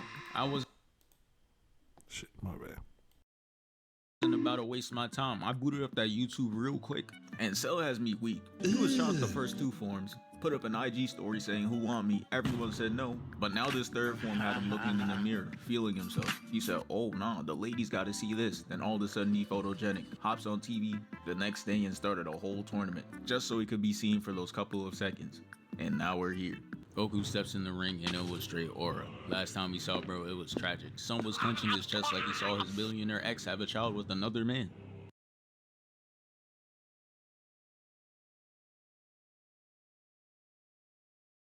Now he's standing there 10 toes after beating AIDS, and that shit had me smiling ear to ear. They hop into their fighting stances and Goku's just getting silent glaze from everybody. Trunks over there talking about some, damn, bro, it don't matter what fit he wears. Big bro always got that shit on. Just over there jumping on it like a Pixar lamp. Vegeta sensed it too, but he didn't have the heart to address it. He knew his son was lost in that very moment. The fight starts with Goku charging in first, and you could tell bro was trying to get jiggy. Cause how he go from this position to flipping over for a kick? Cell wasn't going for all that though. Blocks both of his attacks and swings at Goku. And this is when I knew the fight being nationally televised was gonna be a problem. Cause Goku jumps over Cell's attack and he's wide open, stuck in that kick animation. And rather than just attacking him right there, he's gonna do a whole extra spin just to miss. And I know you see Cell over there slide canceling, showing off that BO6 movement. You're not safe either. Cause when he attacks, he straight up mistimes it. Look at it, whole kick swung forward before he even lands. Goku side-eyes the kick, retreats, and tries to attack Cell. But the weave was so nonchalant that he had Goku clenching his teeth, and Cell just catches the elbow. Sunned him. Said, nice try, little bro. But that shit was weak as hell. Goku gets tossed away and comes running back. And this is where we get the first two hits of the fight. Cause Cell catches the punch, holds this devious wind-up, and socks him right in the face. And now all of a sudden that extra flipping and spinning shit is dead for Goku. He got a taste of that knuckle sandwich and made sure he got his lick back. Kicks him right in the face to make this clean ass frame. Yeah bro, a whole minute to get the first hit in for a Dragon Ball fight is type crazy. Toriyama was deep in his bag for this one. He had Goku and Cell take a step back to smile at each other, just to let us know that this fight's going platinum in the streets. That's for Hercule's thought on the fight, and I'm not gonna lie, he like Skip Bayless with the shit he takes, so we gonna go ahead and hit skip cutscene. So now this Yeah, it's the one man who has nothing to offer. He's got no idea about anything that's happening in front of him. He ain't never seen nothing like this in his life. When Vegeta right there on commentary would have been hilarious. The Z fighters are in the back hyping up the fight, causing Goku and Cell to run at each other again. Cell throws a punch and Goku weaves and goes into the air. And it was clear as day that Cell wanted to make Goku look silly. Got up and said, ooh, they live streaming this? Ooh, I'm about to make a name for myself here. Cameraman's pointing at him and he's just staring at it like he a model. Yeah, we ain't gonna make that Channing Tatum Gambit shit pop. Alright? I mean, if we can, then fuck it. But I don't think it's gonna happen. Trying to get that headshot on for myself here. Cameraman's pointing at him and he's just, ooh, they live streaming this? Ooh, I'm about to make a name for myself here. Cameraman's pointing at him and he's just staring at it like he a model. Trying to get that headshot on point. And Goku tried to intervene, but there was nothing stopping Cell. He blocks all of his attacks like he's an inconvenience and kicks him away. And after landing, he takes a knee and he's like, nah, I ain't come all this way to get treated like Vegeta. Yo, I'm tripping. That boy Goku pulled a move out his bag I'd never seen before. Goes up to Cell, hits him with the and then comes back with the it takes him to the edge of the arena, leaving only his toes inbound. Now Goku has him right where he wants him. Hits him with a kick directly to the face and it sends him flying off. And this is where the low IQ is revealed. Krillin, Trunks, and Yamcha. Why are y'all cheering? There is no way y'all forgot he could fly. He literally has wings. Only Vegeta and Gohan seem to be the people with the drop of IQ. Krillin really got his fist up talking about some. Come on, man. That's too easy. Just for Cell to come up and start arguing with Krillin. Stop riding that dick. Stop riding that dick, nigga. Stop riding that dick. And I don't know, bro. Something about the way Cell moves be low-key pissing me off. Look at him slowly flying with his arms folded, bro. You ain't earned that shit. Not one push-up done in his entire existence. Just slurped his way to power.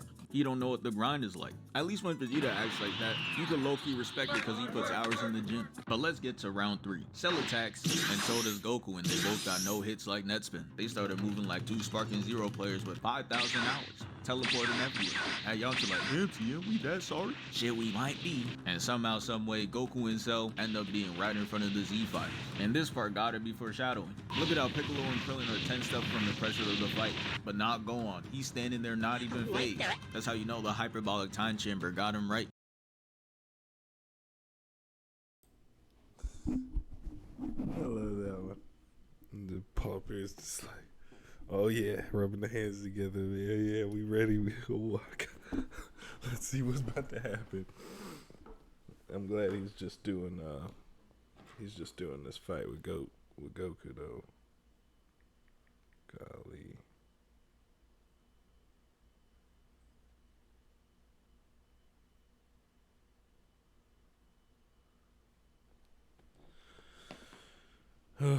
So we were all upset about the treatment with Gohan.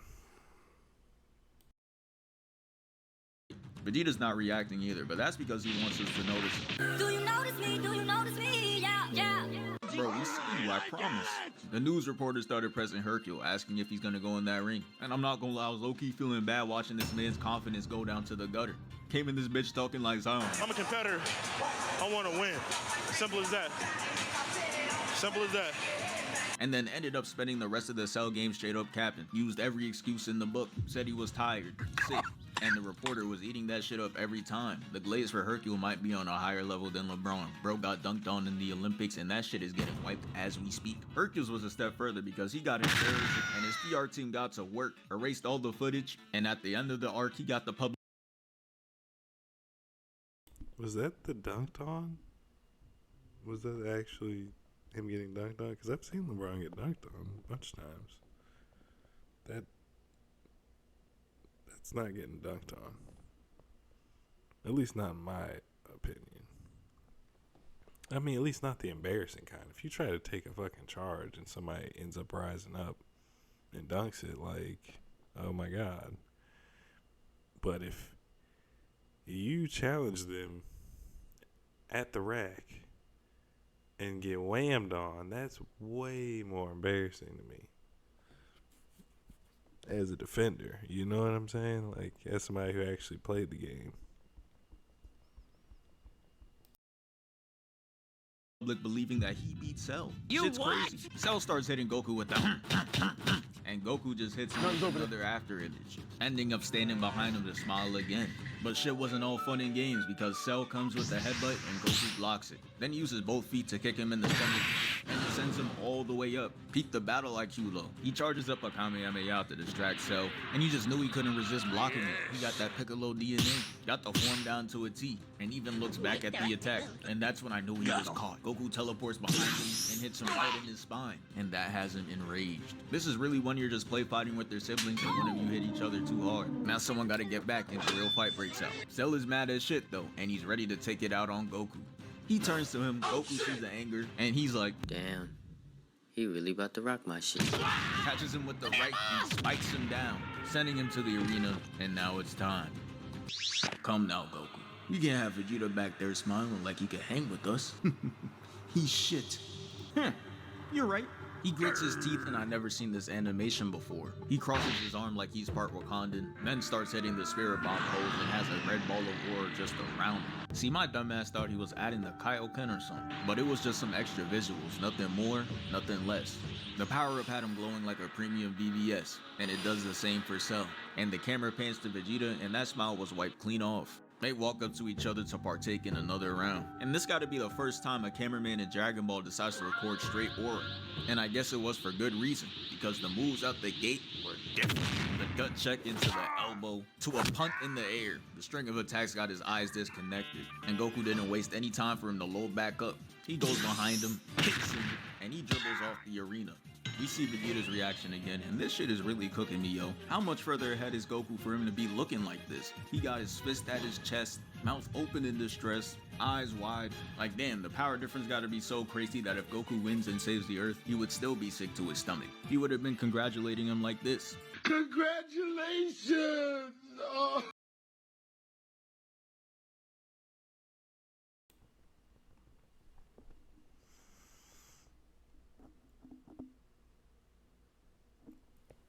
I'm not sure how far ahead, but it seemed as if after the hyperbolic time chamber, okay, even with their most powered up forms, both Trunks and Vegeta would die trying to fight Cell. At that point, perfect Cell. Whereas Gohan could kill him with ease. So it must be an order of magnitudes, you would imagine, the difference. But how strong is Goku at this point? I don't know. Can he go Super Saiyan? No, he can't go 3, right? Not until he dies. He learns that there. Right, so I don't know. Oh my God.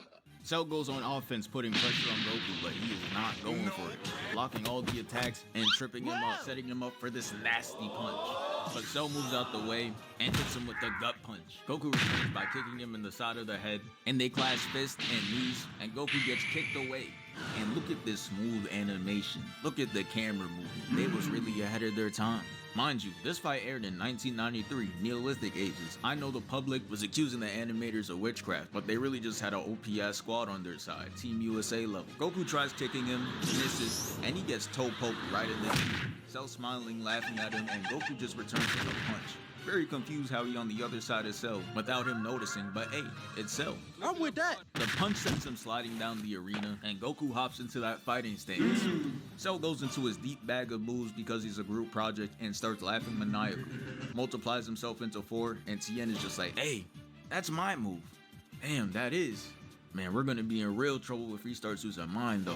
Yeah, bro, I promise no one's worried about all that. You're Yamcha. That Wolfang fish shit only works in video games. Watch him be nice and Sparking Zero, I'm calling it. Seeing the clones of Cell doesn't worry me though, because we've seen Naruto jump Sasuke with them and he makes it look light as hell. So just know I'm expecting the same from Goku. The Cell's jumping and he's fighting back, connecting the left to his jaw, and he couldn't even finish his follow through. The clones get back in 0.2 seconds, and he takes a mean elbow to the face. The clone switches out and he gets a kick to his stomach. Then they have this signature Z-frame between two rivals. And when they do that, the fights are usually elite, cause that frame is supposed to show that the two are even, and those be the best fights. But then I saw Sakura and Nino do it, and now it's not so special anymore. Oh man,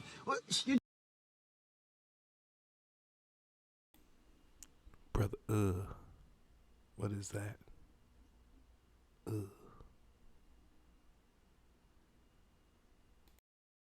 just ruining it. Look at my lips. You're ruining it. Ruining the fun for the next man.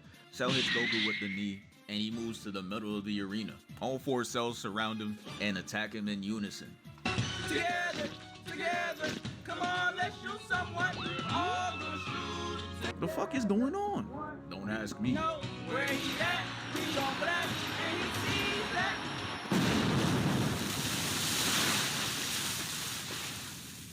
Yeah, anyways, that weak ass shit didn't work. Goku flies out of it, and the cells tag along. Perfect. And this is where we witness greatness, that battle IQ going to work. Goku's able to isolate the cells and take them out one by one, hitting the last cell with the knee, and they stack on top of each other like some Uno cards. And Goku just got aura, cause after packing them up, he don't stand in front of all the Z fighters for a group flick. Who's out here doing it like that? And Krillin low-key ruined the photo. How come everyone else locked in, being all serious and shit, except you? Really, nigga? His goofy ass did not read the room. But Cell goes into his bag of tricks again, and this time, it was Frieza's OP-ass move, the Death Saucer. He tosses it at Goku. He of course dodges it, but hold on though, look at this man Hercule and the reporter. He just dodges it crisply. Scene probably had power scalers glitching. The disc comes back and we see Cell going crazy because he's key bending. They ain't know he was part Fillion. And after a couple minutes of chasing him around, he decides to bring out another disc, tosses it at Goku and it cuts his after image. And he doesn't fall for it once, he falls for it twice. Stupid. That don't work. And then Cell's like, oh, where? I got something else for you then. And the commentators over there like, He's airing it out. It's gonna be long. No!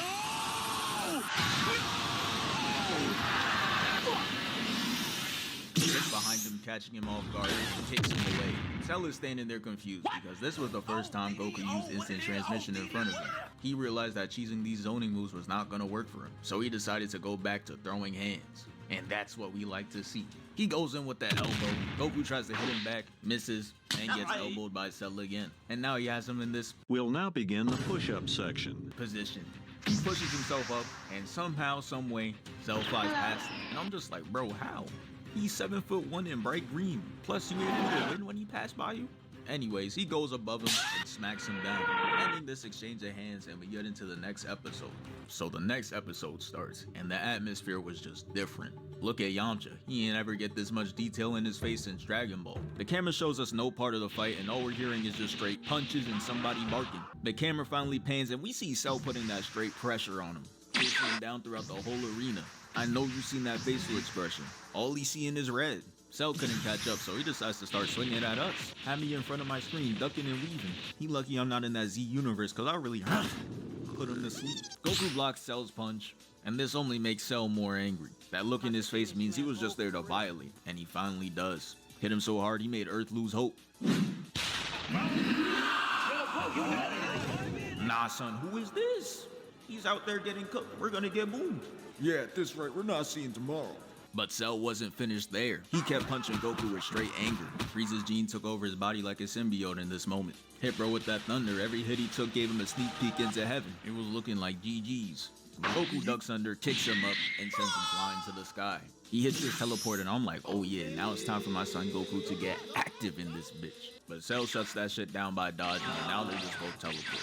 But it's okay though, cause after 50 minutes of dodging, he eventually gets a heal. Shit was so lethal it had him throwing up gang signs. Cell lost all the air, and look at Goku. Fist behind the head? Yeah, nah, he was trying to put a hole through his chest. Cell hits him with the right, causing him to back up and we're getting another round of hands. It starts off with a flash, and Cell dodges the next punch. Goku caught his ass trying to run, and then he chases him down. But bro, what the fuck? Trick shotting into a headshot mid-fight is insane work. That is not the way to join phase anymore. Cell had to come with something nice though. Teleports and hits Goku with 4 shadow clones in each direction, causing him to be distracted.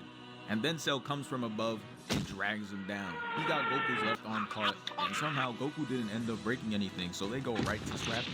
Cell tries to hit him off the arena, but he's gracefully dodging these attacks like he's Prime Aang. Flips over his body and kicks him. Cell teleports, and Goku was ready for that. Attempts to kick him, dodges, comes back in, and then they both hit each other. Damn. The hands are really too elite, and I'm gonna be honest, I don't know if I could put any other Z fight over it. Animation wise, I think this one did it best. They both recover from the attacks and jump up in the air. Then Cell's just like, you know what, fuck the Cell arena. Takes his hand out and booms it. And now there's no limits to where the fight can go. And it's here where I would say the 4th quarter hit. Goku and Cell land on dirt, and now it's time for the boxing to commence. Goku flies in, and him and Cell are going block for block, no let them. Then they eventually lock hands, and bro, I don't even know what the goal was here. What moves are either of them trying to do? They're just holding hands and screaming. And after like 20 minutes of doing that shit, Cell's like, alright bro, this shit is not working. Let's go back to boxing. And Goku's just like, bang! And they start throwing hells of punches. So you know I gotta slow it down. Goku throws a right, but then Cell rocks him. Goku throws another punch, weaves again, and gets hit with an uppercut. And on the other end, Cell throws 2, weaves, blocks, turns into El Tigre, don't know why his nails are so long, and Goku saw the claws and said, put that shit away. And after that, Cell throws up the fist, and Goku's like, nah, put that shit down too, ending the sequence. And here's what we've all been waiting for. This man Cell's going to fire multiple ki blasts at Goku, and he flew out that bitch like Zod. I knew something was cooking. Shit, he didn't even start the attack, and Cell was looking starstruck. This is how people stopped and stared when Michael Jackson hit the stage. Krillin's goofy ass is just like, guys, what's he doing up there? And honestly, Krillin, shut your ass up. Like, it really got me mad that he got nervous right there, because we could have avoided this whole fight if you just pressed the damn button. Goku looks down and starts hitting the Kamehameha. And this is another high IQ move. Cell and the Z fighters are like, nah, he not about to do that. If he fires at him, he'd boom the earth. So thinking that, Cell doesn't bother moving. But as he kept powering up, he started to quake in his boots. And that's when King Kai was like, Damn it! Finish this shit,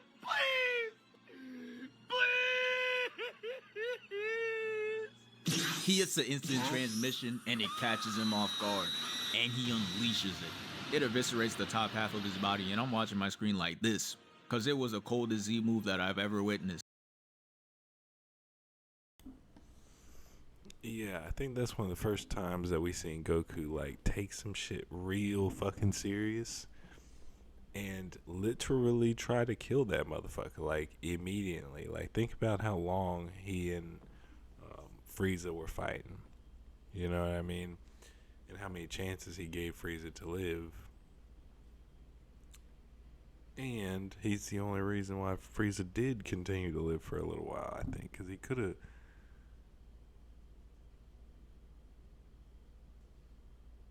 destroyed him completely, wholly. You know what I mean? But this time, like, I'm not sure what his first interaction was with Boo, but I know the whole Boo saga starts off with them basically playing a game in Babidi's ship, you know? So, like, after some real serious shit happens where, you know, like, somebody literally stole Gohan's key or whatever the fuck, and they're still, like, playing a game with everything. So for this to be the Cell games and Goku like immediately trying to, well, I say immediately, but very early on in the fight tries to kill him like 100% was different. It showed like the extent, but then he immediately gives up and lets Gohan fight. So then you're like, you don't know how to take it. And he holding that follow through like it was a game winner. And there really should have been. Cell's body's on the floor. And you know what they named the next episode? The Fight Is Over. And it was not for the reasons we thought. So Cell ends up being alive and regenerates. And he's gonna sit there and say thank you to Piccolo. Piccolo just points at himself, lost, because he knows he never did that move. Jordan never did that move. Yeah, no. Piccolo could regenerate an arm. They never showed him capable of regenerating his fucking torso, head and arms and everything. And I mean, yeah, he's regenerating an arm and shit, but take off his top half like that? Yeah, nah, he ain't ever coming back. But anyways, let's get into the final minutes of the fight. Goku charges up and goes in. He tries to punch Cell, he weaves, and winds up from back there to rock his shit. And Vegeta knew it was the beginning of the end. Even threatened to lace up and fight for Earth. No, bro. Please, stay seated. It's okay to walk out with this type of stat line. Jason Tatum had it too. You've done enough fighting for this arc. Goku flies at Cell and gets caught with the knee. And I'm not gonna lie, he should have seen that shit coming. Cell wasn't even trying to hide it. What else can this stance be? Anyways, he grabs him and just starts laughing. Then he takes his fist, punches him, and he goes into the rocks. And this was basically the white flag, because Goku comes out the rock and starts key spamming. And yeah, that shit don't even look right. Young me saw that and started crying. I knew it was raps. The green 8-in-1 body wash all of a sudden has this barrier move to block all the attacks, and Goku's just like, alright bro, you got it. And Vegeta's over there using what little screen time he has left in the Cell games to try and look cold, standing mad close to the barrier like he wouldn't get eviscerated. And yeah, Goku throws in the towel and puts the fate of the world and go on. That's most of what Vegeta's supposed to do, because he was supposed to die in the Saiyan saga, but nope. When you have a beloved character like that you weren't expecting to be beloved, hey, I don't blame you. His hands, and we all know how that turned out. But yeah, that's the end of the video. Thank you for 532K. We moving.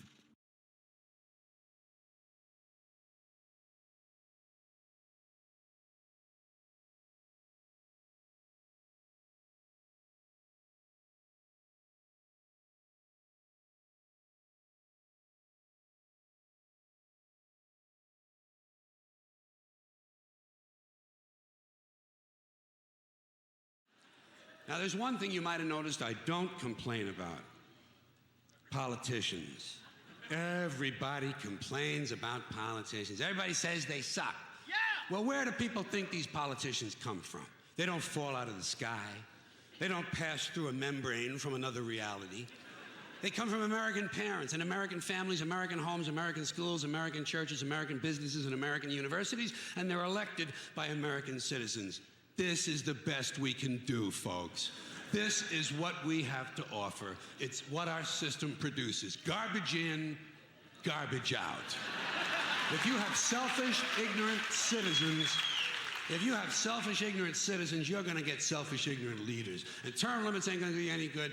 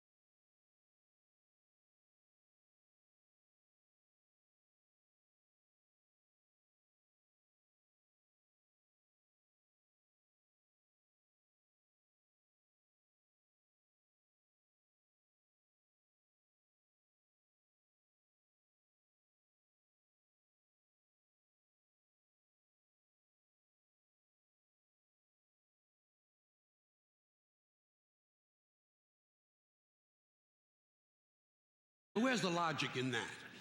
If you vote and you elect dishonest, incompetent people and they get into... Although it is kind of hard for me to, I feel like I can say that if you voted in the system, then you are sort of compliant with the system, complicit with the system. And guilt by association could be used to color others' perception of you.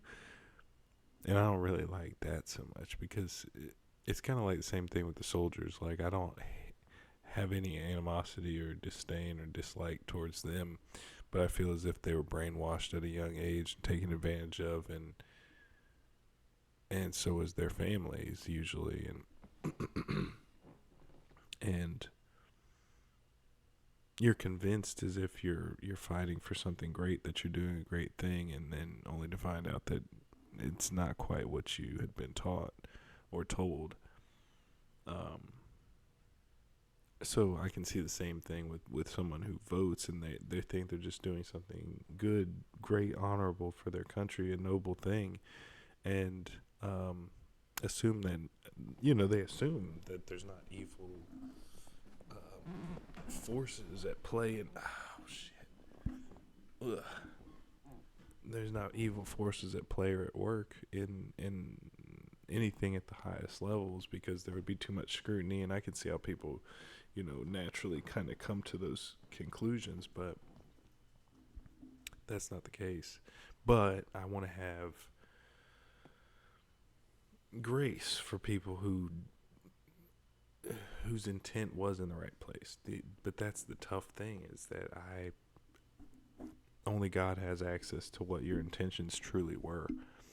The rest of us kind of have to take your word for it. And if too many times someone says, well, that wasn't my intention, then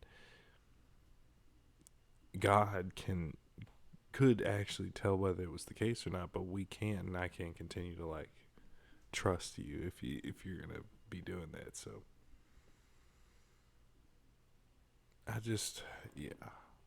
but I don't particularly think voting changes anything. It just matters who counts the votes, and it's sketchy at best. To office and screw everything up, well, you are responsible for what they have done. You caused the problem. You voted them in. You have no right to complain. I, on the other hand, who did not vote, who, in fact, did not even leave the house on election day, am in no way responsible for what these people have done, and have every right to complain as loud as I want about the mess you created that I had nothing to do with. So I know that a little later on this year, you're going to have another one of those really swell presidential elections that you like so much. You'll enjoy yourselves. It'll be a lot of fun. I'm sure as soon as the election is over, your country will improve immediately. As for me, I'll be home on that day doing essentially the same thing as you. The only difference is, when I get finished masturbating, I'm going to have a little something to show for it, folks. Thank you very much. Hilarious.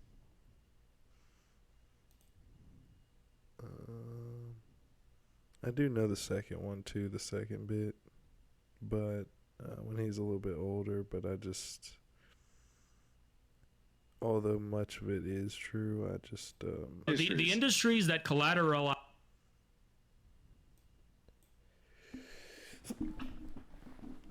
I had to stifle that one. All right. Actually, instead of doing this real quick, could I open a new tab? And then I gotta take care of myself a little bit here.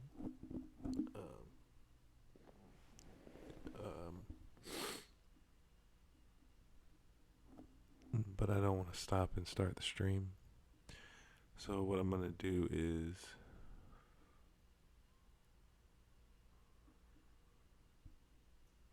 I don't know what I'm gonna do. What am I gonna do?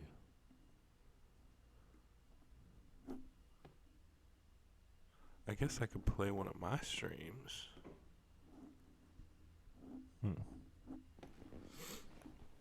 I just wanted something to play for y'all that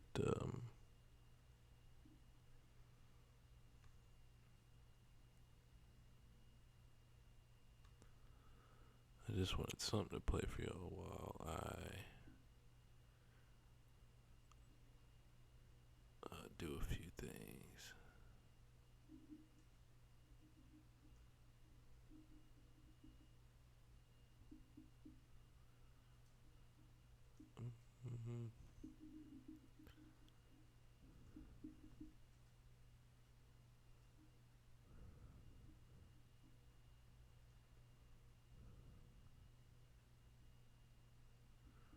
Play some GTA or something?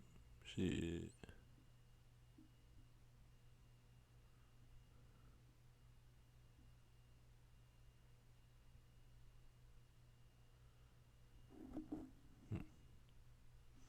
I need to start making some notes about when I stream and come back and look at. Although a lot of the. How old is that?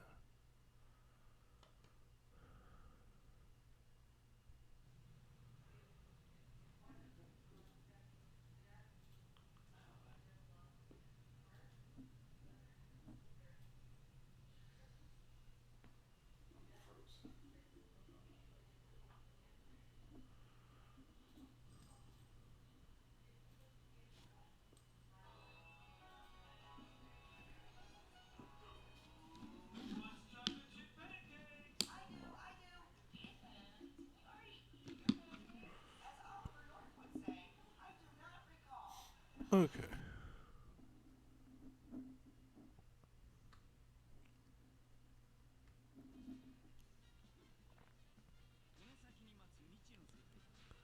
Here we go.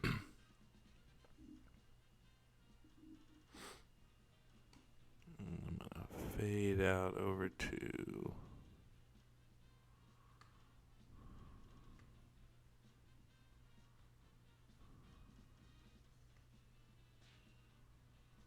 Over here.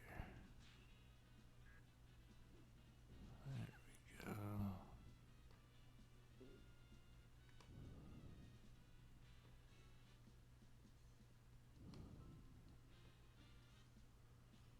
And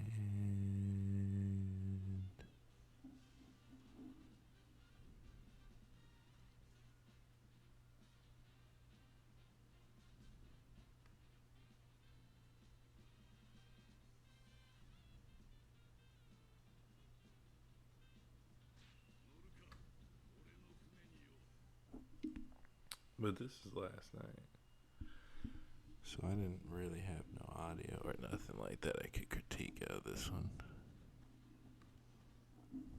So actually, let's come back. 32:45. There's 2 hours.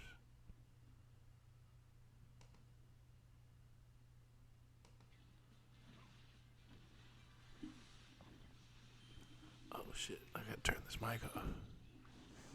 Now, if I remember right, let me see if the hotkey works. No. What about... I forget what it is. Where is it? Hotkeys.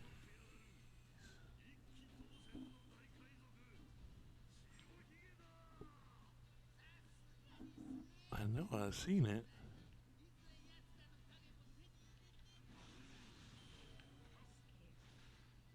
Oh well. But yeah, y'all, I'm gonna take some medicine, drink some water, step away for a minute, and then I'll be right back. I'm thinking within an hour or so, but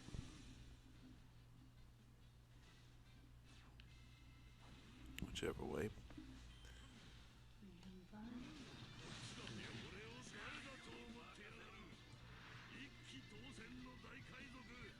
But yeah, be right back.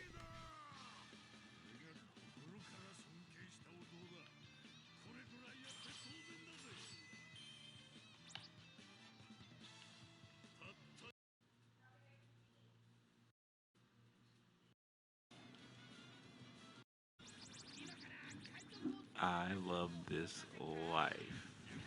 Oh, that's good enough. I'll take it. I'm a part of this life. Yes, so what, Mama? For now. You can get out once you graduate, bitch. Just hit the road, Jack. She ain't never gonna hear this shit. If she does, fuck her. You hear me, future Jordan? Do I hear you about what? Oh, nothing.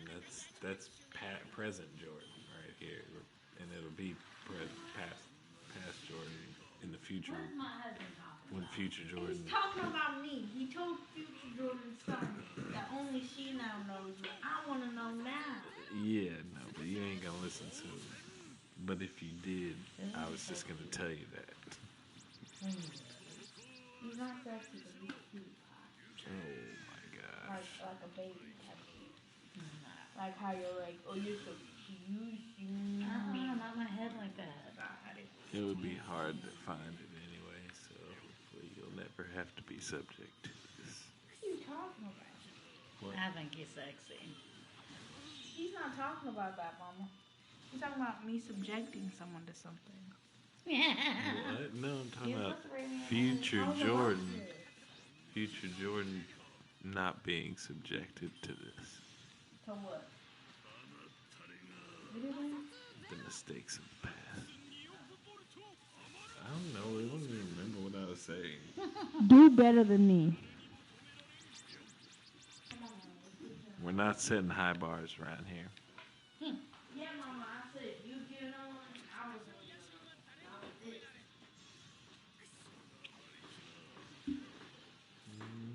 I made her do math homework. No more orange. Good. That's what she needs in her life. Some math. I need what? The centralized government? Yes. Ew. You're a coward? No. I need to mash that some more. You don't want me to? It's ready now. I want to do it. That was the first time I thought it was a strong social life. Man, if you want to do it, That's not nice. give it a good squeeze. Strong socialized government is that? Ugh. Yes. Oh my God, so much gum. So, I don't know, guys. Did it make you dizzy? But it hurt. Ooh, all of it came out. Look, it's flat now. He can't look. Don't pat his head, Mama.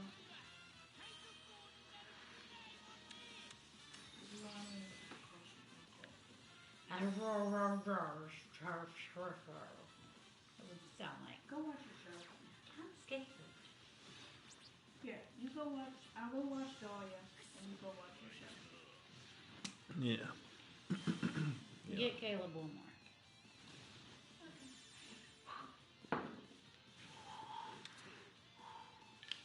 I love you.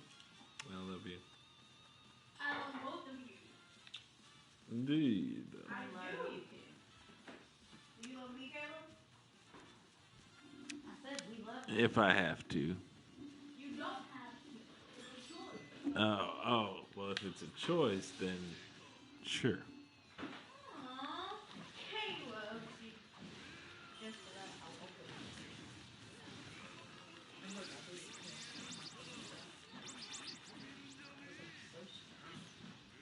Oh, thank you. You're welcome. I'm keeping this here. This is the first I've ever made up.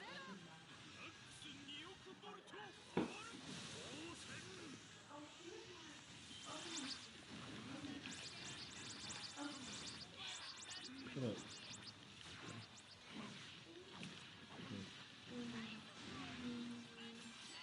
Eat your Tootsie Pop, okay?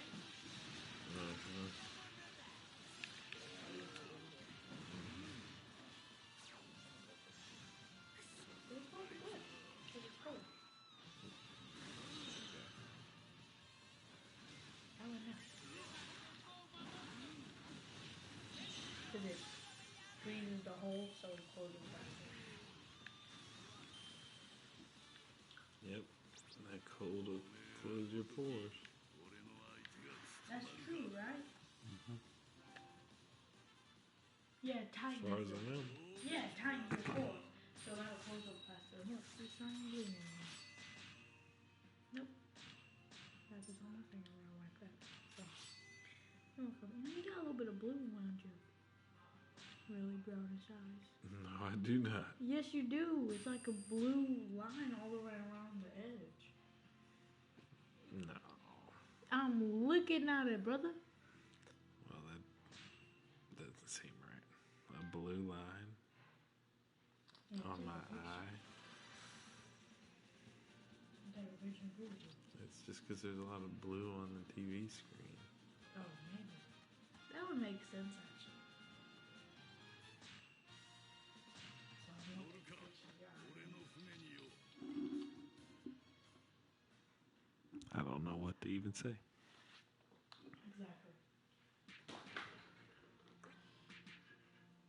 I'm gonna go to my house. Alright. And text me when you get your YouTube. I would, but my phone's dead. Oh, I was like, here, have my phone. But then, I guess you could go plug it in back there with her. yeah, where is it? Which, do you have your own cord or do you use mine? I use hers. It works faster than mine.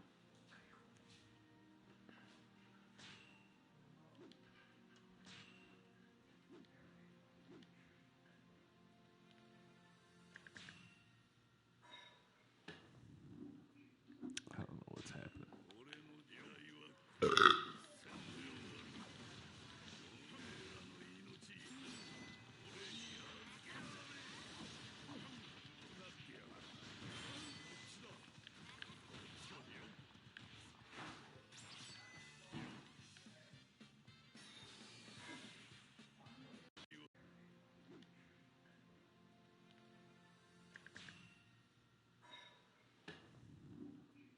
I don't know what's happening.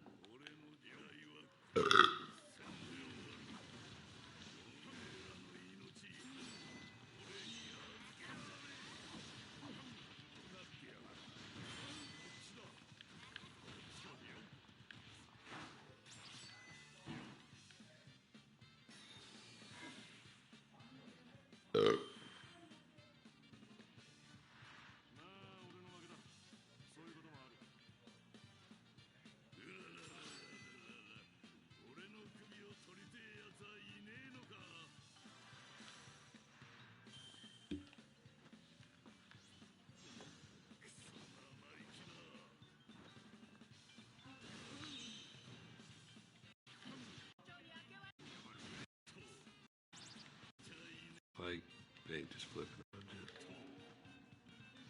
And grabbing Whitebeard and just. And when. Ah, man. I don't know why. But just like, they just flipping the map every time. I mean, I could put it on hard and we can see if there really is a difference. I know I do have to be more careful. But with Shanks and with Whitebeard, like, that's all I have to do is just be a little more careful. That you don't get caught up. But other than that, like 9 times out of 10, you just gonna walk through everybody, except for the bosses. Again, then it gets a little bit more tricky. But again, not with these skill sets where I automatically get some, and not to mention when you get Blackbeard with Whitebeard's power, and all you need is one of these little yellow squares to fucking flip the map like that. It's disgusting. And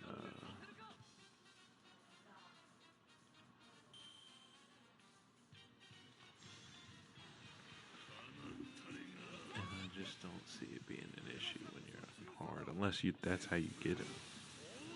I still didn't look it up. I know I said I was going to, but yeah.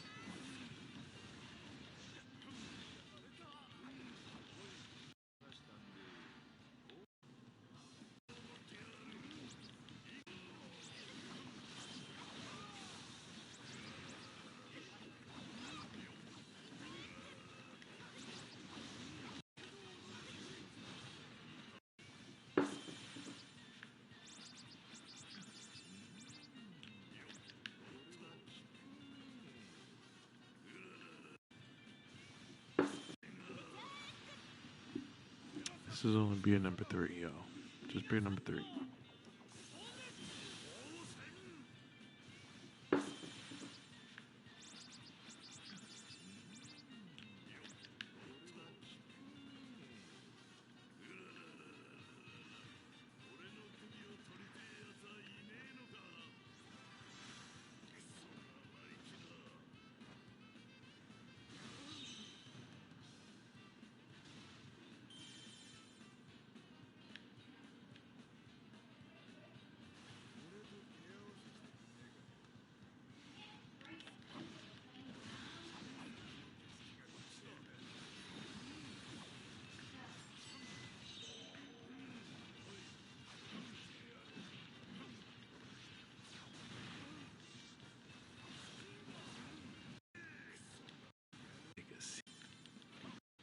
For the old man. Not yet, I haven't, bitch. Take a seat. For the old man.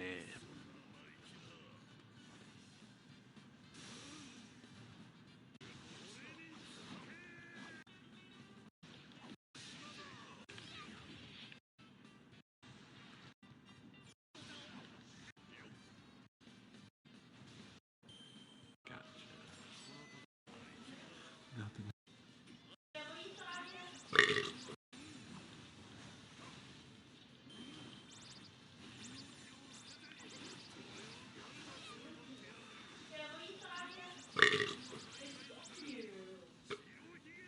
What are you talking about?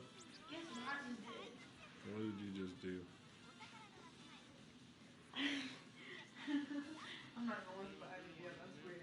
You just told Jude you loved him? No. Oh. Isaiah? No, I just went Brandon? poo. Oh. Colby?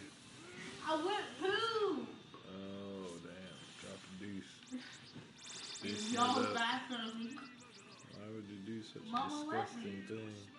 Why would she let you do such Because disgusting? she had to go pee. And I was like, wait, I have to go pee too. What? And so while I was peeing, I was like, oh crap, I gotta poop. It's okay. What? I just go to my bathroom. She was like, what are you The pooping here? lies. It's true. Mama, come here. The deceit. No. Not more important than her deucing it up in our bathroom. No. Not more important than me pooping in y'all's bathroom, according to Caleb. Dropping deucettes. What happened? Somebody's dropping deuces in our bathroom. I don't know. I stuck this pen in this water. Unannounced? And the water won't come out. Yeah, who let me poop in y'all's bathroom? No, Mama? Who let the deuce out? I didn't. But who let me do it? Who? I pooped. Who let the deuce out? Who? I let the deuce out. I don't know about any of that. About what? I don't know. There's accusations afoot. All the deception and deceit. The drama. As it progresses. Hashtag Electromania with bottle caps. Whoa. Oh Mama, my I made God. that stop bleeding earlier with my bottle and everything. More came And out. I didn't just make it Felt bleeding like more. And it was. What is this? Mama, because Caleb keeps wanting to show you. Look at this. That's mine. What? This is in my box. My box from the house. Baby. What the fuck? No, it's not mine. 10. I just thought for her to think it was cute. Where are you going with that? No, not take it. Let me get my drink. God. And then I'll see where she's going with that. Mama, where are you going with that? Bunch of thieves and sluts. Okay, maybe not sluts, but whores. Please, it's on the bookshelf in y'all's room. No, I can't say that. Huh? What? Nah, I'm finna have you. Hit that W on them. W? She admits it, y'all. She's a Whitebeard fan. A what? A Whitebeard fan? What poor animal is locked out there on that porch right now? That sounded like my son. Yeah. It does, doesn't it? How'd I know? Lexington. Julio! The McCrispy. Oh, I'm sorry. It's my kid! The McKitty Deluxe. Oh, she's saying don't let people in because when you let them in the show, they get you.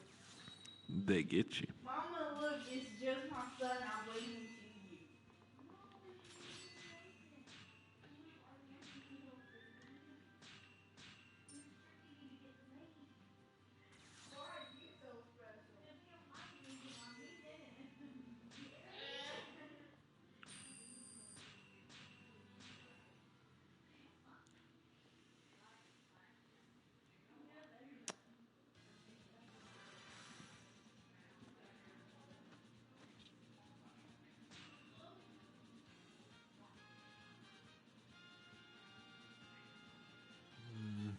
Where's the next closest one?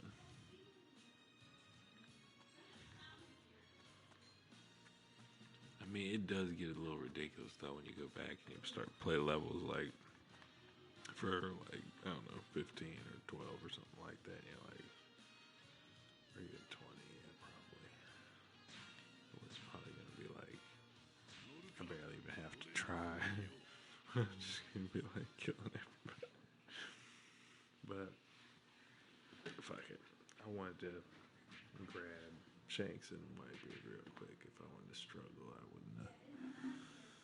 wouldn't have did that. But I don't really like playing with. Like I like playing with Zoro a little bit, Luffy a little bit, but I ain't get the right coins for him, I guess.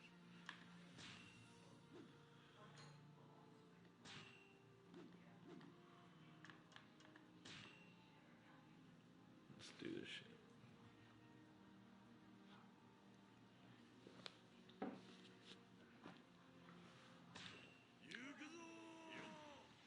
Alright, this is only the fourth beer, alright, y'all.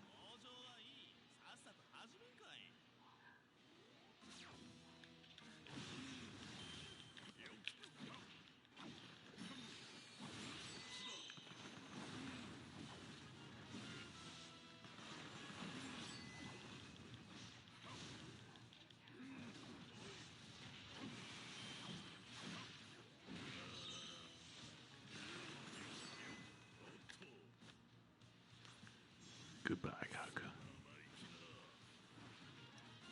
I heard CP9 came back recently somewhat in the show. I'm looking forward to that. I feel like Luffy's gonna hand them niggas they ass. Because I'm just thinking about like the progress they might have made as adults. From their point, I just can't imagine they've been exposed to nearly as much. In their positions, especially after Luffy beat their asses already in the game. So, like, I don't know if Chopper Papa, I don't remember if that nigga survived. I don't remember if that rabbit nigga survived, because I think Chopper killed that nigga, quite honestly. But I'm not 100%.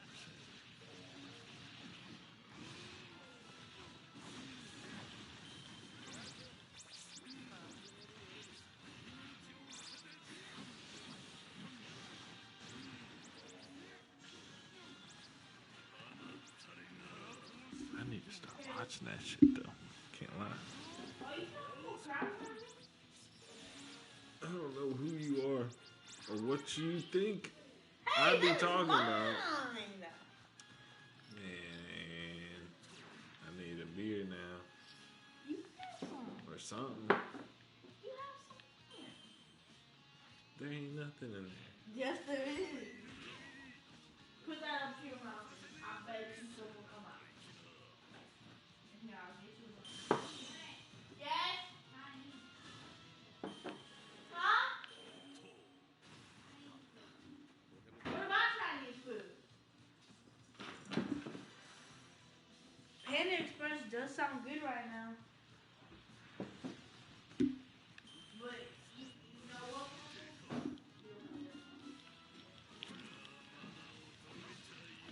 time is it? It's 12 o'clock.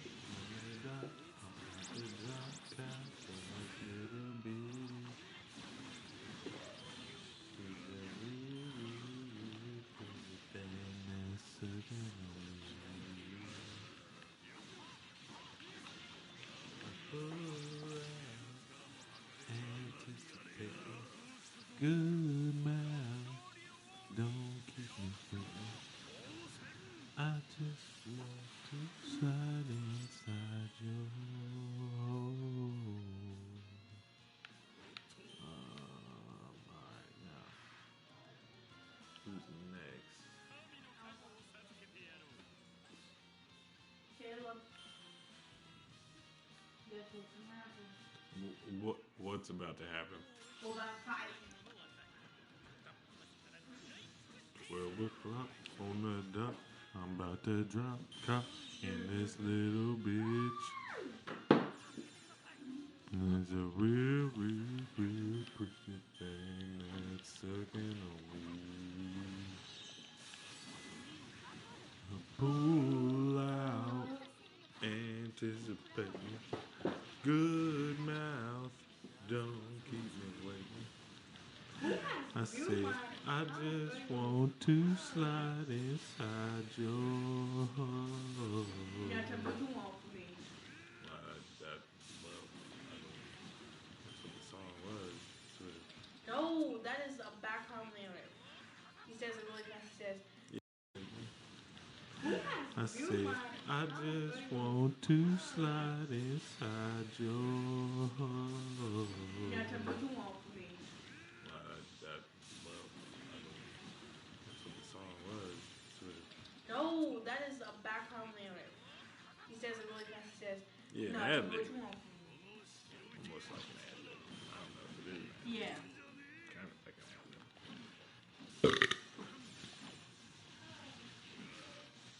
Is that what you think the lyrics actually were? Because I was just making those up. I mean, there's something like that, yeah. Well, that's the tone of it, but none of those are the actual lyrics. It's 7 o'clock on the dot. I'm in a drop top, cruising the streets. There's a real, real pretty thing that's waiting for me. I pull up, anticipating. Good love, don't keep me waiting.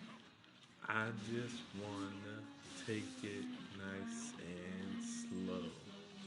No, tell me what you want. I said it's almost 12 o'clock on the dot. I'm about to drop cock in this little bitch. She's a real, real, real pretty thing that's sucking on me. Those are not the lyrics. I pull out, anticipating. Good mouth, don't Language. I just wanna slide inside your hole. No, tell me what you want. That's fucking hilarious. Now that shit came to me while I was working actually, and I was like, yeah, this is the dumbest shit ever. But it still just kept me rolling. I was laughing. Hey, get your tail and butt away from my drink. Your tail and your butt. Yes, they were both right next to my... Not just your tail, but your tail and your butt. Yeah, because his tail was sticking up and it was like hovering over the hole. He was hovering over the hole with his whole ass. About to I'm leaving. fart on top of your drink? Yes. That's unacceptable. Do I have another one? Okay. So this is only beer number 3, 4. 4. Number 3. I didn't get some people are trying to manipulate me and get me drunk and play on my alcoholic nature. So that's why I blame it on.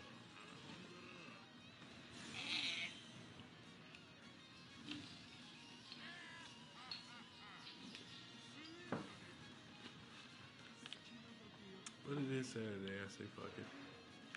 I might as well just Get a little toasty while we stream. Have a good time. Fuck it. Here. Even if they want to. I love you. Oh my God, you're so close to me. You're such my baby. Some people aren't built for the spotlight. They aren't built for this shit. Everybody gotta understand that. Meow into the camera. I think that's part of the reason why beautiful people tend to be in Hollywood, because we get used to the way people look at us on a daily basis. You know? So we're already looked at like that, even if we're not famous by everybody. It's kind of, well, then we might as well be famous.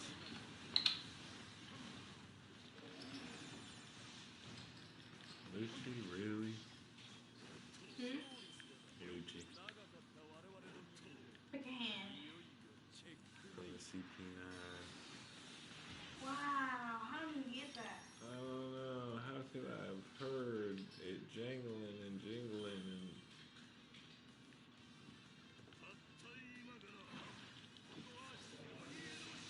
I may have to re-educate and justify myself within your community. How did you get that? Well, sometimes in this life,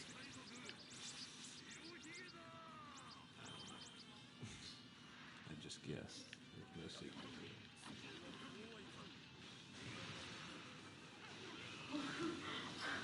That's not okay.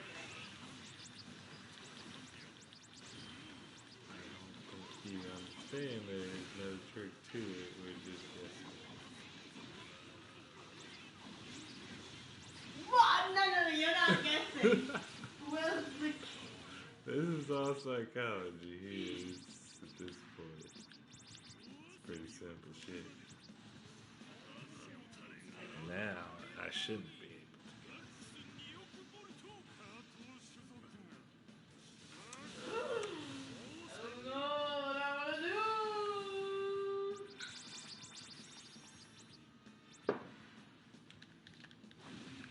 What's the situation?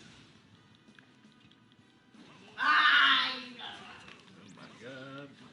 Did you know you were going to get it wrong? You picked that hand. You want me to get it right? Yeah, I ain't gonna do too bad. I know how fragile your mental state can be.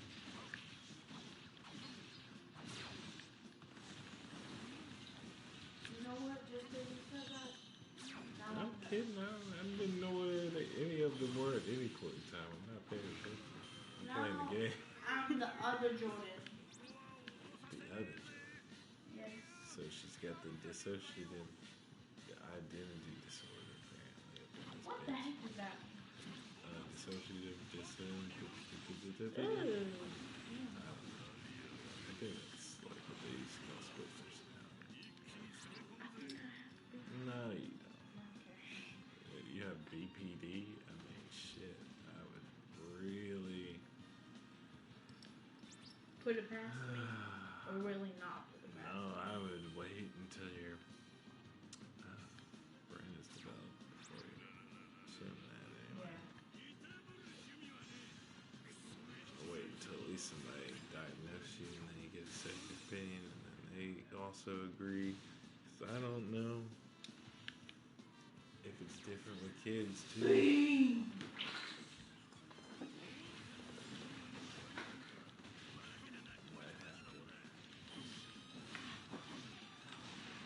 I love you. I love you.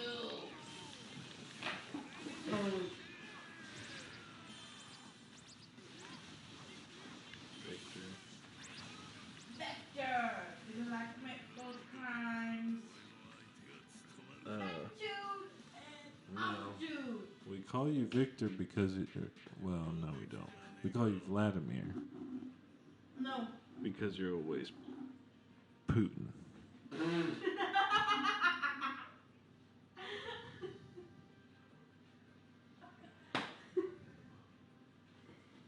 Victor, because I commit both crimes. Latitude and longitude. Oh yeah. he does that. But he said like, so he goes like, I hope y'all can't hear this. commit both kinds, longitude and latitude. I don't know what's right. Oh yeah! And he goes boom, boom, boom. He has a big house. This is a kid's movie. Yeah. Bang! Come here! I wanna hold him.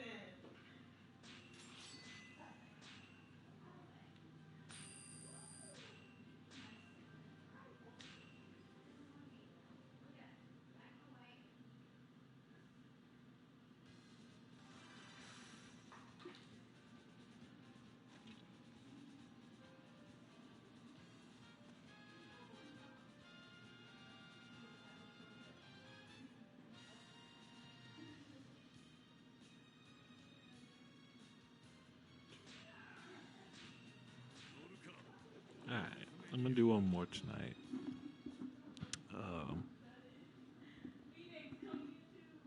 At least one more. We'll see. And then I got a bunch of games, honestly, that I could get into. I got Bloodborne, which I ain't played nothing from the Dark Souls series. Actually, no, that's a lie. I think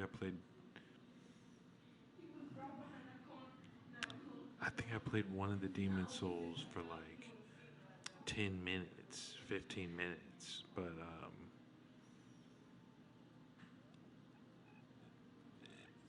I don't know how to explain it. Like, imagine like all you've played as far as like these fantasy games is things that basically held your hand through it, and so I'm trying to like figure it out. And I'm like, okay, like, but damn, no, I got crushed, and then I was like, okay, well, we'll see about that. But I didn't understand. Like, I thought that I was missing some information that I should have had instead of like I'm thinking like I don't know, like I didn't have it, but I got it after a little while. But then I was like, yo, shit, this is a lot. But I liked it though. But I think I borrowed it from, I forget how that even came about. That was a long time ago. But other than that, I haven't played any of those. I got Bloodborne. I got I'm not sure if it's the most recent, but God of War, when they changed it from a hack and slash to whatever this is, with his son and going into Norse mythology a bit or whatever. I've got that one. I can play some 2K. Honestly, I'm just gonna go look actually real quick, see what I got in there. No. All right, we're on air anyway.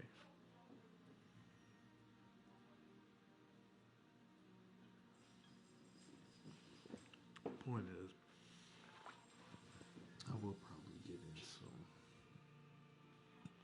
in some other shit. I mean, I do gotta install them, so that's part of the reason I'm not trying to jump in it right now.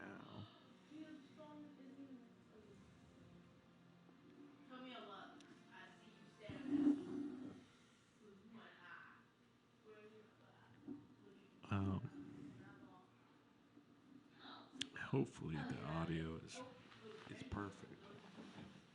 You know, his last one I could hear myself and we was up like 3 notches on the volume, so now we're on 1.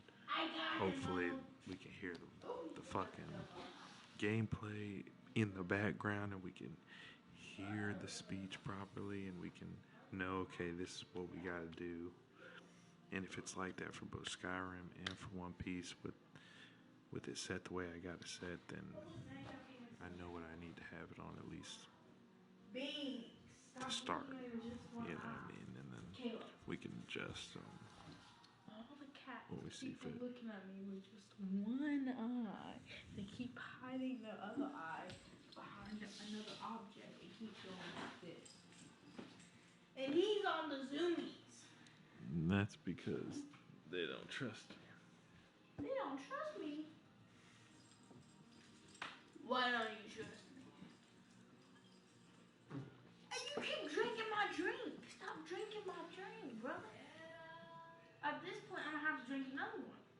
Because I thought, this is my drink. Yes, you just drank some of this. I want. Yes, mother, this is your ease.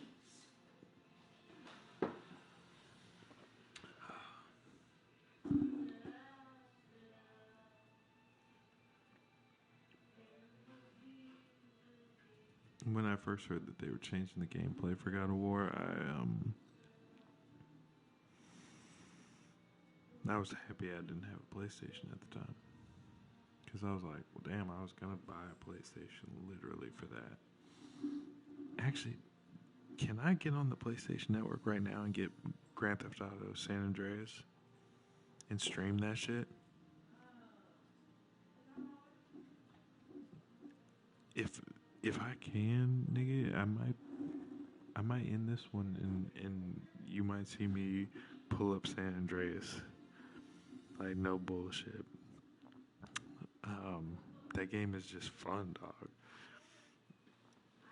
They should have that shit for free, nigga. That's a classic's classic.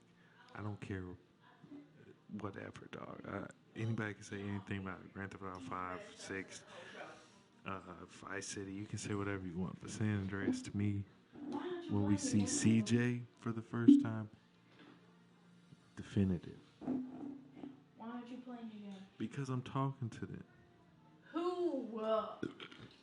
To those in the future, when they come back and they're like, damn, what are the origins of this fucking stream? This is their 300th stream, whatever. Yeah. And some people click on some shit. They're actually gonna hear some shit. Some crazy ass shit.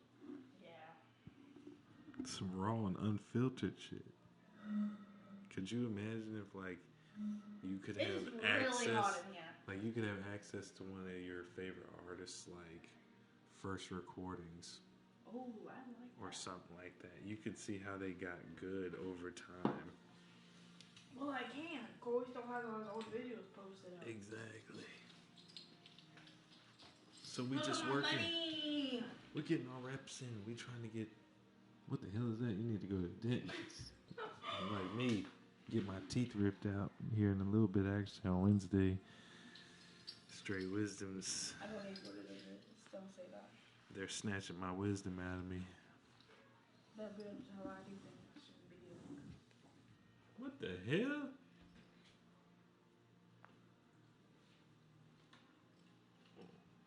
What? Can't they tell by your teeth? That they can tell that. Maybe. I don't think so. That's what someone told me. Who the fuck told you that? Someone in middle school. It might be too late by the time y'all hear this, but so jump in the chat. Ain't no chat. Ow! I just didn't manage to. Where'd the other one go? Oh, here it is. I'm not sure. It was just deeper in my pocket. But I was talking about playing God of War, Bloodborne, Come San Andreas. I can buy San Andreas on PlayStation It's Network a right now. hat. What? It's a hat for the stand. I'm coming. You need a hat. No, we don't have crackers. Oh, you look like a little Jewish boy with a hat on. No, that's blasphemous. Don't. I'm messianic. I ain't no damn. My Adam coming. Pretend you. I'm actually from the tribe of Judah. Well then, keep it on the head. No, we don't wear yum. I don't think it.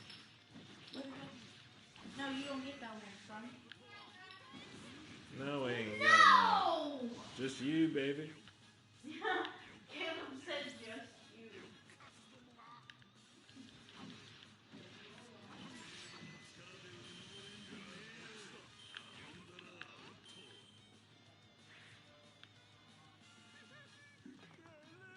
Oh.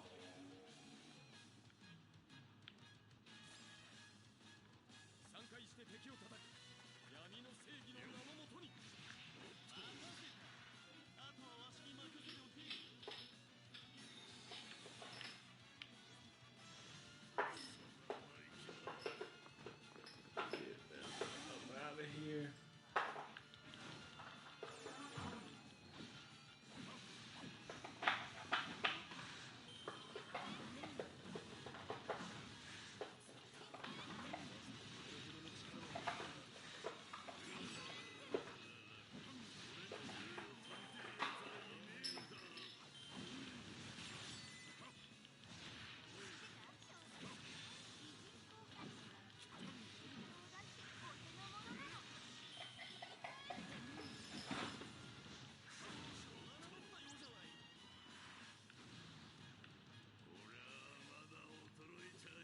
Yes, sir.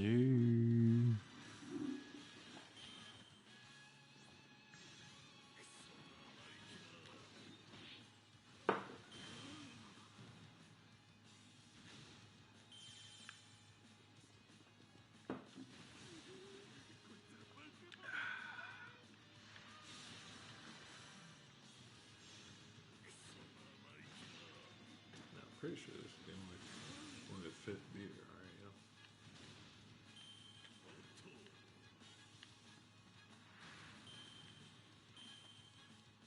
Probably gonna end this one.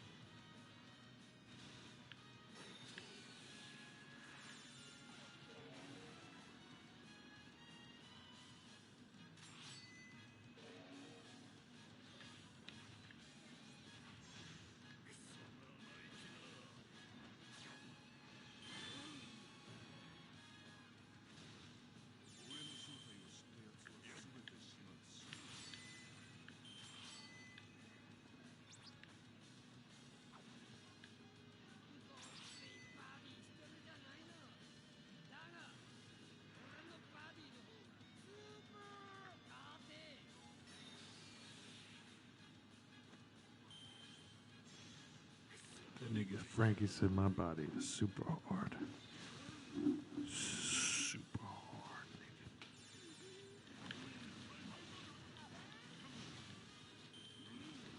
I don't get it.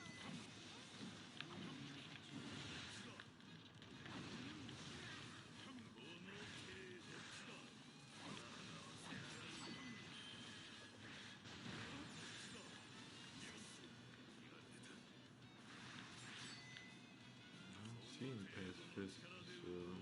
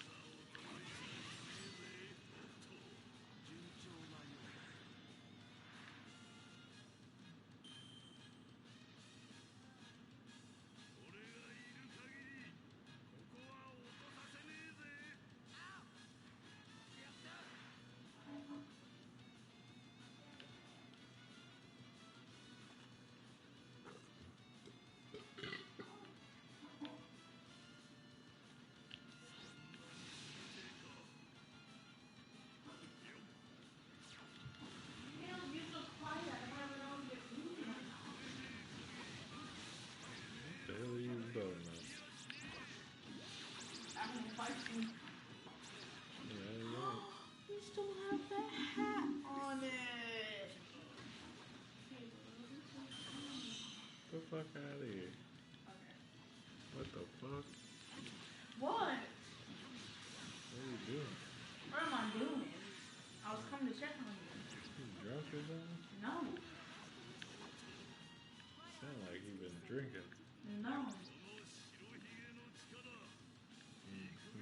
Have you? Yes. Well, I'm a 35-year-old man.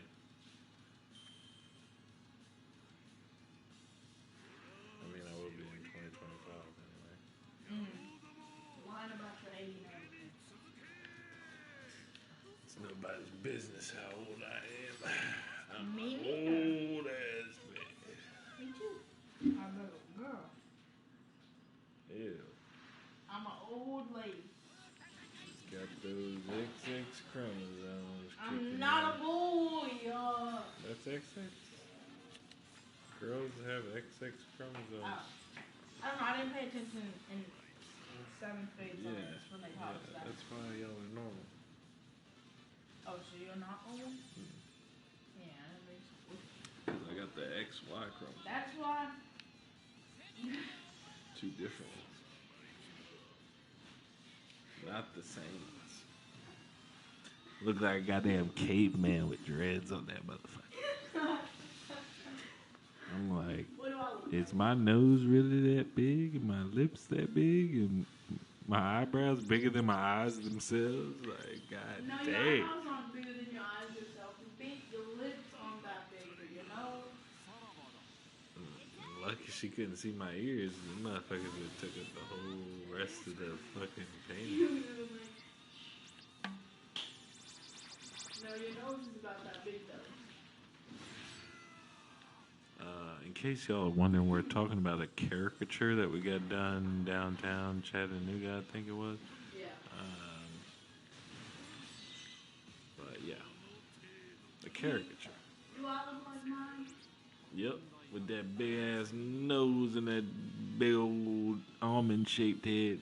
I just don't want to hear anything about my nose. That was the first thing I noticed. I know, because it looks like some boot. Damn. That's where you knew we go. It does look like a damn boot. Boom! Told you she made my nose look like a damn boot. I'm gonna sue her for that. Yeah. What is great? Yeah. This child didn't do anything wrong. Hey, you need to calm down, little boy. If he did, I'd beat his ass. Ooh! I'd be the first one to beat his ass. Someone stinks over here. I'm leaving. Someone got farted. I think she's insinuating that my ass is stank. No, Caleb. Even though I have farted multiple times here. Yes, so did you do it again? Flatulent. No. No. What, Mama? She said Phoenix. Phoenix? What is Phoenix? Or I don't know what she said. Damn it. Nuts? Snacks. She want to snack on these nuts? Yeah, she said, yeah.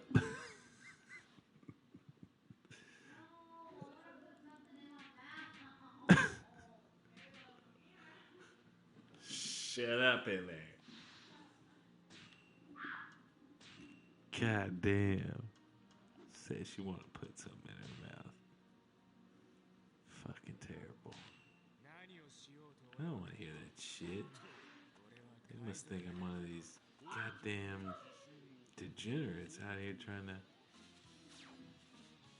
Yeah, I mean,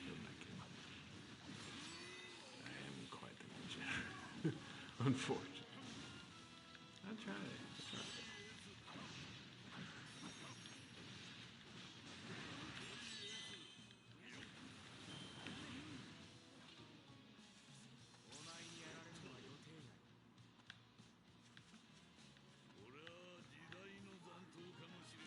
So what? I got 9 minutes to kill these folk right here. Just the 3X. That's okay.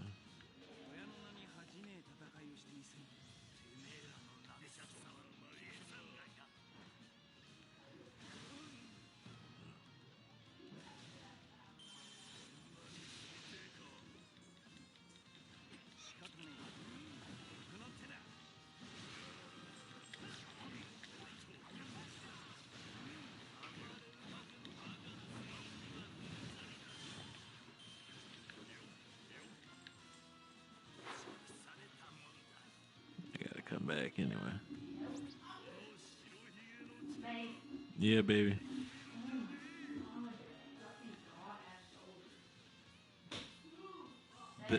They're not. I'm like as sexy as it gets. Whatever you say, but I'm like as sexy as it fucking gets.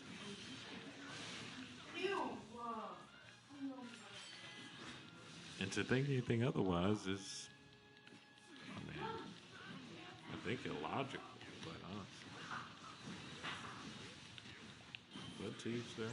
Not everyone has to think logically and rationally about things. Jordan, can I let the freezer open? That would be Jordan. As usual.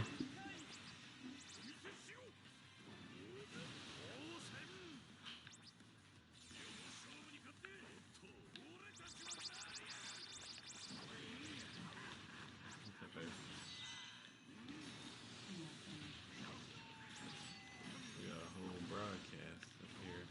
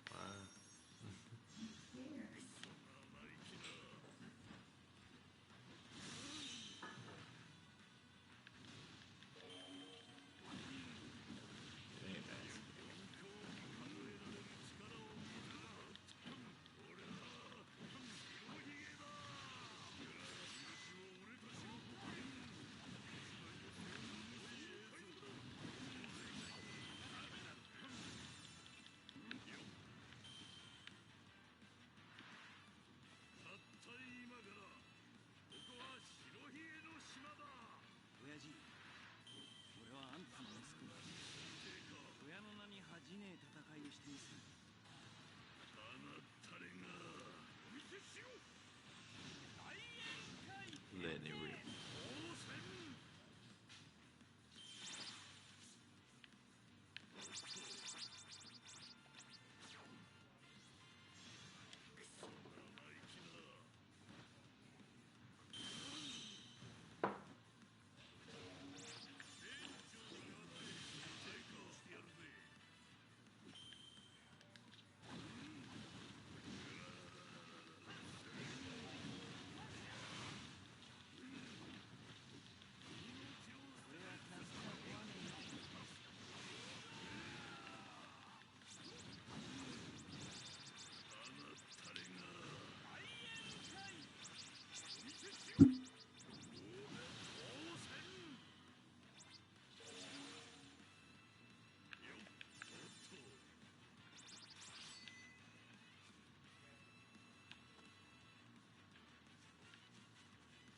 No, I didn't say anybody was trying to flee, so we should be fine.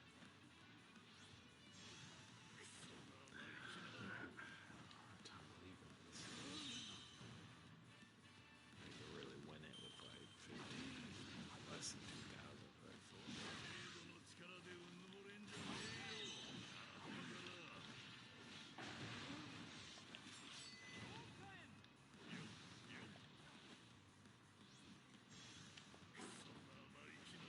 Doesn't seem right.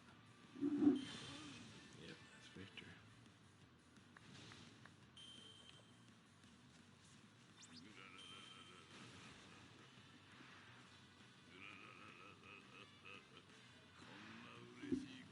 Nothing equals this happiness.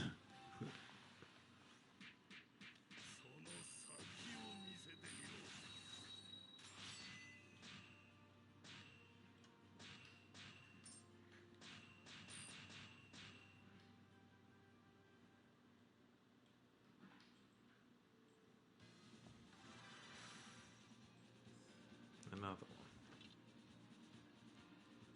I mean, really? I was gonna try the computer, and if that didn't work, come back with some Bloodborne.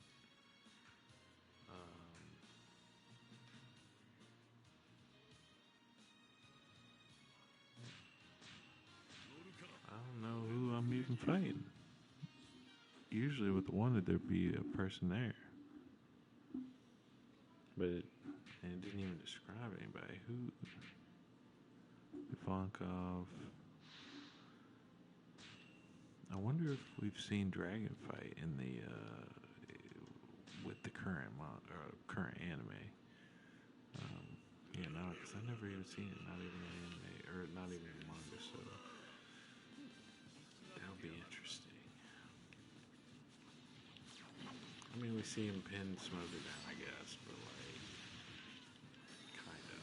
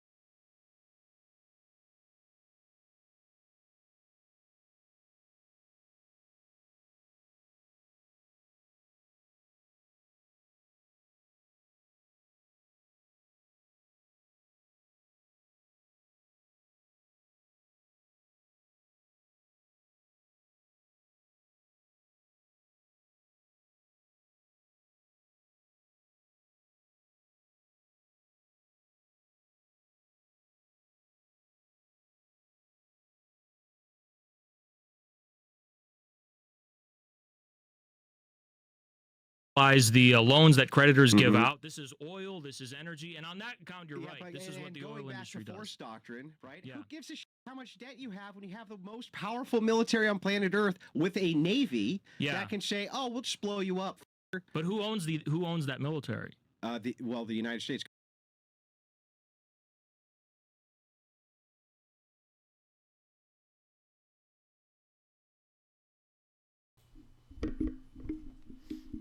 Sorry about that.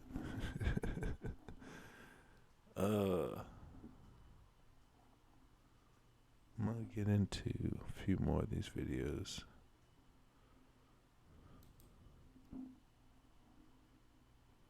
So we're gonna back up to the beginning here. Collateralize the loans that creditors give out. This is oil, this is energy, and on that account, you're right. This is what the oil industry does. Force doctrine, right? Yeah. Who gives a shit how much debt you have when you have the most powerful military on planet Earth with a navy that can say, "Oh, we'll just blow you up."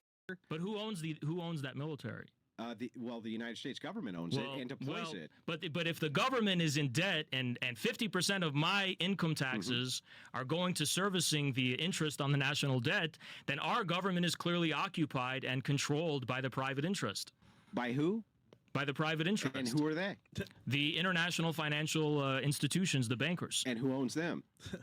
That's the thing. There's no individual that owns it. It's an institution that is set aside and is the basis, the purport of this institution. If you had to give a representation between a people group of who owns most of these banking institutions, who would it be?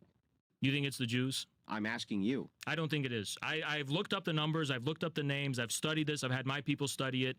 We do not find any case where the ruling capitalist class is majority Jewish. Now, is there overrepresentation relative to their population? Of course, yes. Is that because, though, Haz? But there is no one ethnic group or ethnic or religious group. I want to make sure I'm totally clear here. Yeah. Okay, real quick. I just want to make sure I'm completely clear here. Yeah. I want to make sure that you're not being biased because Bolshevikism, which you believe in, Big C communism, was conducted, orchestrated, and executed by Jews. No, it wasn't.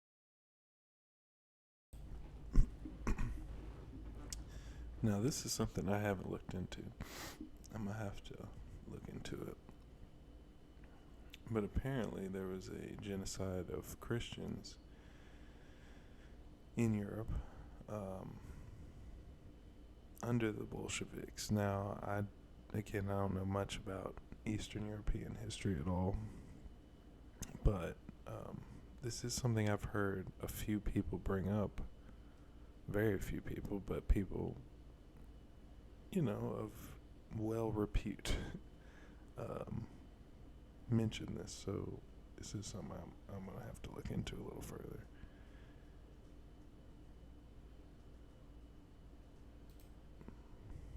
It was. I mean, okay.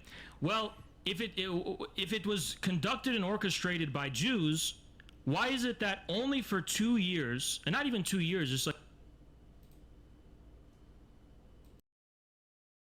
specific months within a year, was the Politburo even half Jewish?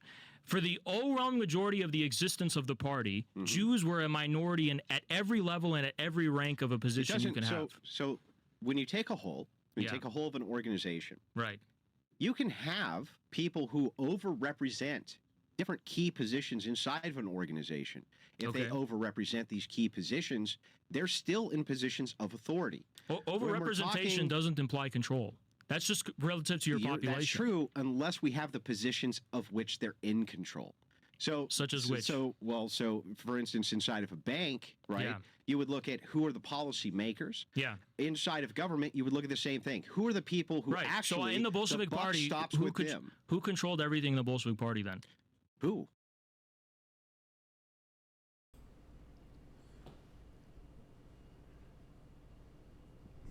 Now, I'm not exactly sure.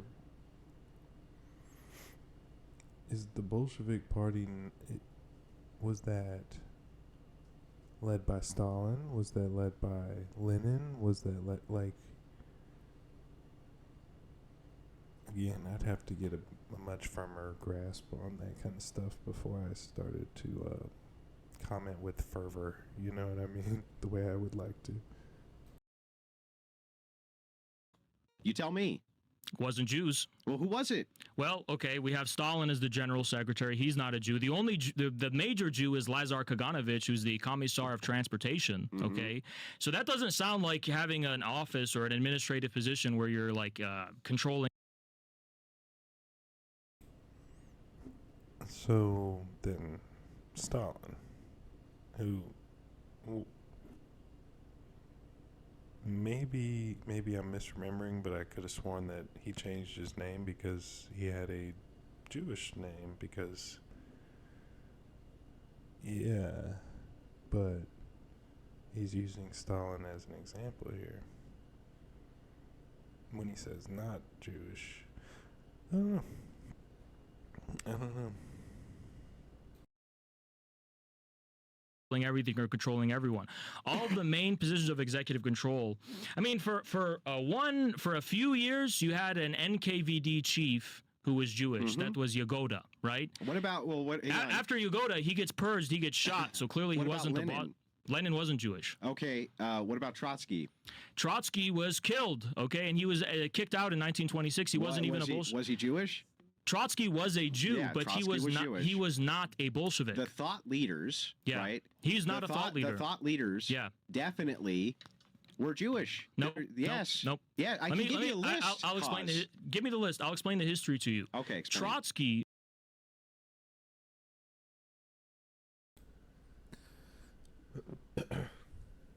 What does that say?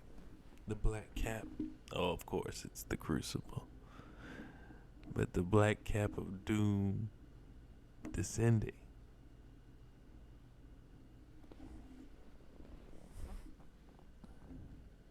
All right. Let's see where we go. The Bolshevik Party existed for decades. Understand? That was Lenin. That was Stalin. These were the OG Bolsheviks. They were a group that stuck together, right? Trotsky was never part of this group. Trotsky latched onto the revolution at the last moment in 1917, and because of his pledging of support and enthusiasm, the Bolsheviks let this guy in, okay? Now, when all is said and done, the Civil War is over. Trotsky is trying to usurp power from the Bolsheviks. Stalin has to come and say, you're not one of us. You weren't an OG. You know, you weren't there with us in the very beginning. So Trotsky wasn't a Bolshevik, and he was kicked out in 1926, shortly after the state itself was created. So to say that Trotsky was a thought leader of the Bolsheviks